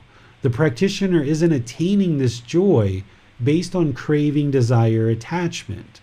That's what an unenlightened mind is going to be doing. But as you practice investigation, energy, then the mind springs up this joy. And that's how you move the mind from the sluggish condition into the middle. And then you work on maintaining that for longer and longer and longer periods of time. But then if you overshoot that, the mind can move into this excited state, or it can just always be excited. There's a lot of people who experience what we might call mania or excitement or overactivity of the mind or anxiety, right? Where the mind is always on the go. And if you experience this quite frequently, then you would like to practice the enlightenment factor of tranquility, concentration, and equanimity. Tranquility is this relaxed steadiness, this stability, this peacefulness, this stillness of mind. And you would like to practice that. You're cultivating it in meditation, but you practice it in daily life too, where you work on maintaining this relaxed mental state, this steadiness, this stability, this peacefulness, this stillness of mind, and try to maintain that in the middle. And as you do, as you practice this calmness, that's where concentration will come into the mind. This mental alertness, this attentiveness, the ability to give your attention or thought to a single object or activity. This is referred to as singleness of mind. It's described in the Eightfold Path as right concentration. And the way that you cultivate this is once again in meditation. You're cultivating and developing it in meditation, but then you maintain it outside of meditation. You can't meditate your way to enlightenment. You actually have to practice outside of meditation as well. So you cultivate this concentration as part of your meditation practice, focusing on the breath, training the mind to have singleness of mind, being peaceful, calm, serene, and content with joy. Just focus on the breath and only the breath. Singleness of mind. You get better and better at observing the arising thoughts. You get better and better at cutting those off and letting them go. And then that arises concentration in the mind. And then in daily life, as I was explaining to T, you just focus on one thing at a time. Don't try to get in the situation where you're trying to do multiple things and rapidly switching from thing to thing to thing to thing to thing, because that's just training the mind to rapidly cycle from one thing to the next. It actually can't do more than one thing at a time. It's a delusion that the mind is actually doing 3, 4, 5 things at a time. If you're eating a sandwich, watching TV, and talking on the phone, you're actually not doing all 3 of those things simultaneously. For a few seconds, you're eating a sandwich. For a few seconds, you're watching TV. For a few seconds, you're talking on the phone. But when you got off the phone, you didn't really feel like you fully understood the conversation, and you had an in-depth conversation. And you didn't fully understand what was being communicated in the TV program. And you didn't fully remember digesting the sandwich because you were doing these things so rapidly, the mind was switching from one to the next, to the next, to the next. And then when you get done, the person you were talking to is probably frustrated that you weren't giving them their full attention. And now you've got to spend more time cleaning that mess up. You didn't get to really enjoy or learn what was in the TV program. And you didn't fully participate in digesting the sandwich either. So by staying with singleness of mind and just doing one thing at a time, that's where you will develop this concentration, this mental alertness, this attentiveness, and being able to give your focus and attention to just one thing at a time. And that takes practice to get there. You're not going to be able to snap your fingers. That's why this is a gradual training, gradual practice, and then you see gradual progress as a result. But by arising this tranquility, by practicing this concentration, then you can start also bringing in equanimity into the mind. To bring it out of that excited state, you can practice this mental calmness, composure, this evenness of temper, especially in difficult situations. This is how you bring the mind into this middle where it's no longer overactive and processing and trying to rapidly switch from thing to thing to thing. The other way that you do that is the second part of equanimity. Equanimity has 2 aspects to it. It's this calmness, this composure, this evenness of temper, especially in difficult situations. But there's also this part of treating everyone impartially, or treating everyone fairly, treating everyone equally. That's that root word of equanimity, equally, right? You're treating everyone equally. You treat every person in your life exactly the same way, practicing the Eightfold Path. So you practice right intention, right speech, right action, and all of these teachings, treating people polite, kind, friendly, and respectful. No matter who they are, no matter what part of society they're in, you're just always being the same way. Because if you treat one group of people or one particular person one way, and you treat another person or another group of people another way, this really taxes the mind and creates a lot of overactivity in the mind, where you're always constantly having to figure out, who am I talking to? Am I talking to the president of the country? Am I talking to my boss? Am I talking to a coworker? Am I talking to somebody on the street? Who am I talking to, and how do I need to conduct myself in this situation? That taxes the mind and puts a real burden on the mind and creates this overactivity in the mind and can create this excited anxiety in the mind. The way that you calm that down and you bring it into the middle is you just treat everyone the same through these good, wholesome teachings.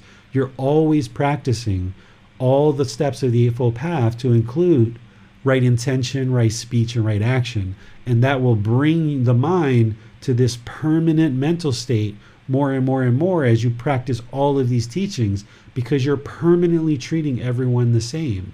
You don't have one way to treat one group of people and another way to treat another group of people. You just do everything the same with everybody.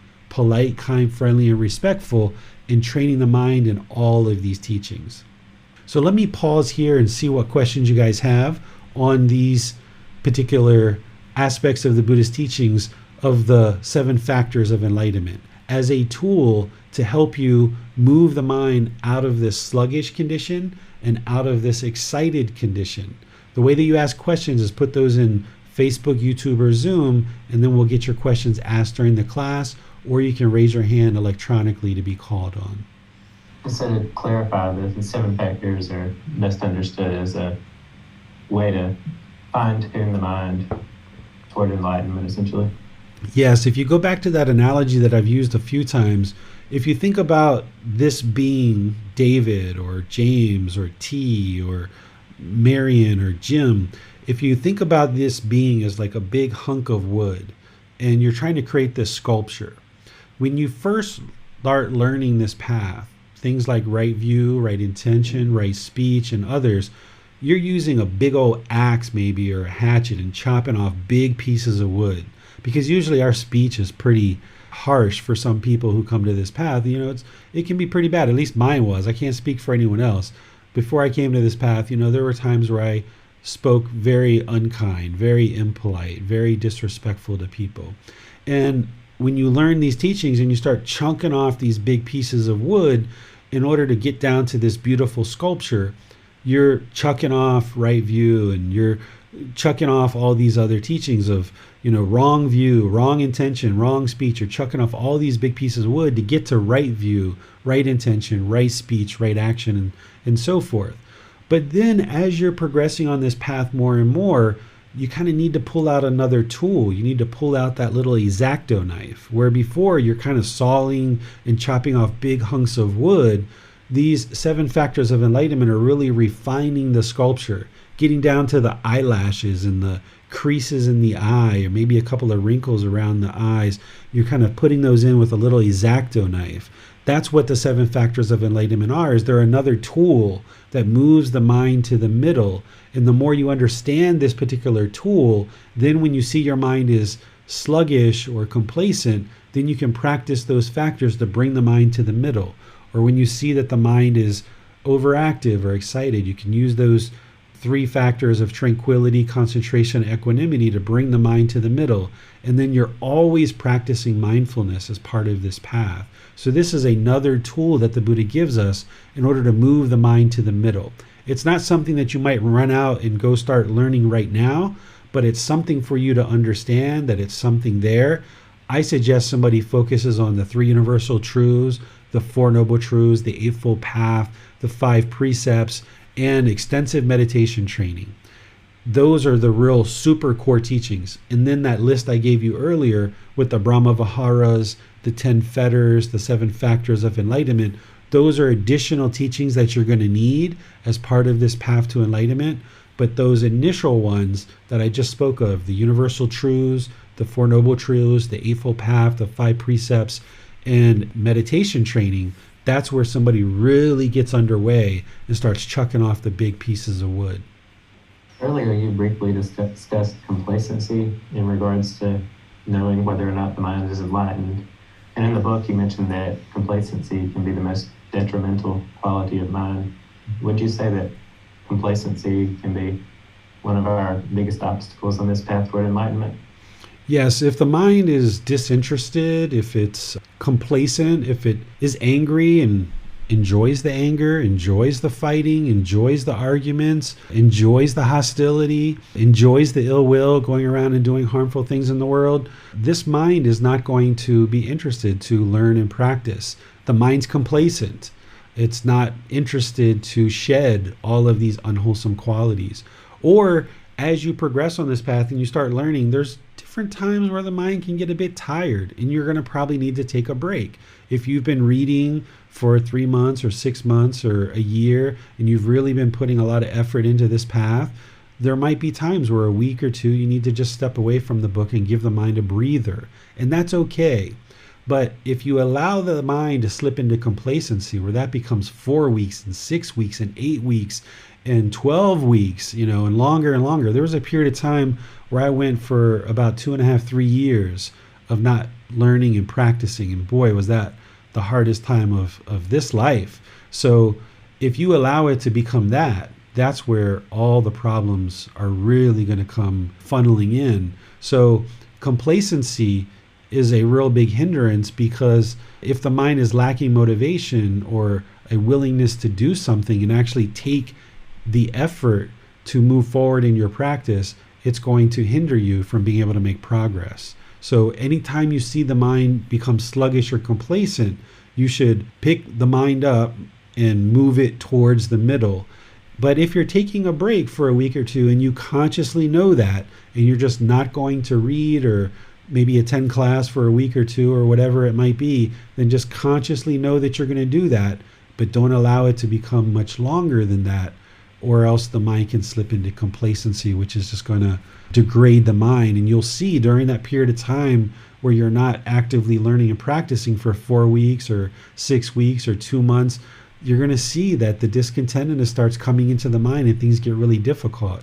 And conversely, when you are practicing and you are doing meditation and you are actively learning, you're going to see the improvements to the condition of the mind. And as you see those benefits, that can be the motivation to keep you continuing to practice. I believe you've just touched on this, but on the topic of complacency, Denise wanted to know, how does one overcome complacency? The way that you overcome complacency is practicing the enlightenment factor of investigation, the enlightenment factor of energy, and the enlightenment factor of joy. This is what moves the mind from that sluggish, complacent mental state into the middle. So if you're feeling complacency, then you've got to pick up your boots, you got to put on the pants, you got to buckle up the buckle, and you've got to sit down and investigate the teachings. You got to start reading, and maybe you feel like you're walking through the mud and all you can do is read for 2 or 3 minutes or 5 minutes. That's better than nothing at all. Then the next day, you put a little bit more time, a little bit more effort, and you just gradually work towards building up your practice more and more. You can also do things like get involved in these classes or come to retreats. Anytime you're connected with other people who are on the path, there's going to be some invigoration there. There's going to be some enthusiasm. And one of the things that we're planning is a retreat in the USA for 2022. And I've also got some classes that are going to be happening here in Chiang Mai. So oftentimes coming together with other people can really invigorate your practice. But you aren't interested in getting attached to that, because as I always talk about, this is an independent journey. It's an independent path. You're on this path alone, but when you need to reach out to your community and be part of a community of people, that can be really motivating and encouraging. You just aren't interested in getting attached to that. But initially, that can be really helpful to be plugged into other people that are on this path, because you can use that as a source of motivation and encouragement, but you just aren't interested in relying on that, because that would be a craving, desire, attachment. As we walk the path, David, how much would you say we should be focused on enlightenment? To me, I look at enlightenment as another full-time job. If you're a parent, if you have a full-time job already, those are 2 full-time jobs right there. You can think of this path to enlightenment as like a 3rd full-time job. And you're going to put in time where you can. One of the things that I used to do is I know that I take my son to the school in the morning, and I bring him home at night. So I would spend a little bit of time in the daytime looking at books or looking at what I needed to look at. And then when he went to sleep, I would make sure that he was asleep by 8 o'clock each night, because then that gave me a few hours in the evening in order to focus on the things that I needed to focus on. So what an enlightened being is going to do, and somebody who's on the path to enlightenment is going to do, is they're going to get their life fairly organized. They're a problem solver. They're able to solve problems really well with this wisdom that comes in. So if we're diligent to ensure that our life responsibilities are taken care of, like getting our children to sleep or attending to our work duties and tasks, this is going to allow us time to make space in our life to read and attend these classes and meditate and carve out this time for ourselves that we need. And as we do that, then by bringing this wisdom on board, we're kind of gradually cleaning up our life and attending to all the things that we need to attend to, making wise decisions and getting our life in order, essentially. While enlightenment may be our end goal on this path, you'd say that there's a lot of progress that we can make and improvements we can see in our daily life far before we experience enlightenment. Is that correct? Yeah, that's one of the beneficial things that I feel that this path has, is that rather than just believing a bunch of things and hoping it comes true when you die, instead, as you gradually learn and you gradually train the mind, you gradually see this progress, that discontentedness is gradually diminishing. There's people that I've talked to that have learned these teachings in a matter of a few days. They notice certain situations that would have once caused anger or frustration. That same situation occurred and they didn't experience those same results. And surely people who learn and practice for a few weeks or a few months, they see more and more progress as the discontentedness slowly diminishes. But if the mind's complacent and not doing the work, you're not going to get there. So while you might see some initial progress, don't necessarily get excited about that, because that's, again, a conditioned feeling. See the progress, observe the progress, know that it's happening, but just stay diligent in walking this path, not running the path with the Buddha and not crawling the path with the Buddha, but walking the path with the Buddha. You'd like to diligently walk this path, making conscious choices to clear out times in your life where you can read, clear out times where you can meditate, and know that these things are going to change. Even though maybe tonight or tomorrow you plan to read for a certain period of time, there's potentially be some impermanence that comes up that you're not going to be able to do that. So then you just take the next available opportunity. So enlightenment's not going to be determined whether you miss meditation today or not. It's going to be determined based on, if you miss meditation today, what do you do next? Do you continue to miss meditation for the next 3 years like I did at one point? Or do you say, okay, I missed meditation today, but all right, now it's tomorrow. Let me jump on that. Let me go ahead and meditate, right? So you're going to experience impermanence along the way where you're going to be looking to read and you're not able to, or you're going to be looking to meditate and you're not able to. But then you just gradually work into your life this consistent development where 10, 15, 20 minutes a day, you're reading from the book. And then you're building your meditation practice 2 to 3 times a day. You're attending these classes Sunday, Wednesday, or Sunday or Wednesday. If you're missing class, you take in the replay at some point, and that you gradually build up your practice. And this is how you're going to be able to walk the path with the Buddha and see this gradual improvement along the way. Thank you, David. Those are all the questions we have for today. All right. Well, I would like to once again thank all of you guys for joining today's class. As I started out with, that you may not have a crystal clear understanding of what enlightenment is at this point. And that wasn't the goal of this class. The goal of this class was to evolve your understanding of what enlightenment is. So if you learned 1, 2, 3, 4 things or more about what enlightenment is, then you're further along in your development. You've gained some wisdom in this class, and now you will have a little bit better of an understanding of what enlightenment is, so you can work towards that. Even if all you heard today is that enlightened beings are polite, kind, friendly, and respectful, and you start practicing that, that's going to be good for your peacefulness and welfare for a very long period of time. So there's multiple things that we shared in today's class, and don't feel like you're going to be able to absorb and understand every single piece of content that I share in every class. But in each class, if you learn 1, 2, 3, 4 things or more, then you're gradually building up your wisdom. And like some of these other students have done, is you are most likely going to be interested in repeating these classes more than once. You're going to be reading the book more than a few times. The people that have made the most progress, I know they've read this book 5, 6, 8, 10 times, some of the students. So this book isn't the kind of book that you read once and then you put it down. It's the type of book that you're going to read multiple times, you're going to consult multiple times, you're going to look at multiple times and continue to soak the teachings into the mind. So my goal here was to evolve your understanding of what enlightenment is. And if you've been able to do that in today's class, then that's really helpful for you. Another thing I would like to share is, as you know, these classes tend to be about 2 hours long, and that tends to be kind of the sweet spot for these classes. Sometimes a little bit shorter, sometimes a little bit longer. As you understand that part of the enlightened mind is to develop focus, concentration, clarity of mind, and memory.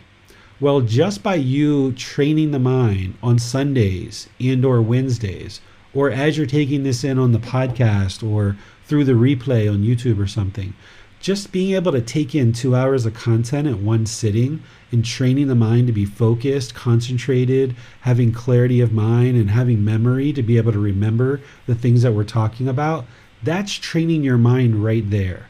Just to be able to participate in these classes and hold the mind in concentration during these classes. So while we may be used to 45-minute classes or hour classes, and then there's a break and people tend to go off and do different things, as you come and go out of the class, you're welcome to come and go as you like. You're welcome to take breaks as you like. But keep in mind that by you being able to focus on a learning experience like this for 2 hours, just doing that twice a week is going to help build in more concentration, more focus, more clarity of mind, and more memory. So continuing to learn and practice these teachings through learning in these classes is going to develop that mind more and more and more, along with all the other things that you're going to be doing as part of this path to enlightenment. Next Sunday, we're going to be in chapter 4, which is the Four Noble Truths, establishing right view. There I'm going to be talking about the 3 universal truths and 4 noble truths. And we've already done that once in this program, but we're going to do it again because it's so crucial, it's so important. And if you've already heard the 4 noble truths and the 3 universal truths previously in this program, this will be a great refresher for you and to help it soak into the mind a bit more. If you're joining us recently, then this might be the first time that you've heard me teach it, and that's going to be really helpful for you because this is the first discourse of the Buddha. When he attained enlightenment and he taught the first 5 students, this is the first discourse. Without learning the teachings and practicing the teachings of the Four Noble Truths, someone would not be able to attain enlightenment. So it's important to establish right view as part of building all the other teachings on top of it. So that's why it's right here at the very beginning of the book. And we're going to be teaching that on Sunday. If for some reason you can't make it live, there's always the podcast or the videos on YouTube and Facebook that you can learn with. So you're welcome to access those there. This Wednesday, we're going to be doing our 3rd class of our 4-part series of loving kindness meditation. So you're welcome to attend that or listen to that on the replay as well. So thank you for joining today's class. As you learn and practice along this path, it's the very best thing you could be doing for yourself, those close to you, and all of humanity. I'll see you in a future class. Have a lovely rest of your day. Sawadee krap. Thank you for listening to this podcast. To provide support for this podcast, visit patreon.com/support Buddha. To access more teachings, visit buddhadailywisdom.com. There, you will discover a full range of courses, retreats, and online resources to assist you on the path to enlightenment. Remember to establish a daily, consistent meditation practice, along with learning and practicing these teachings. A well-developed meditation practice is the foundation in which to train the mind to attain enlightenment.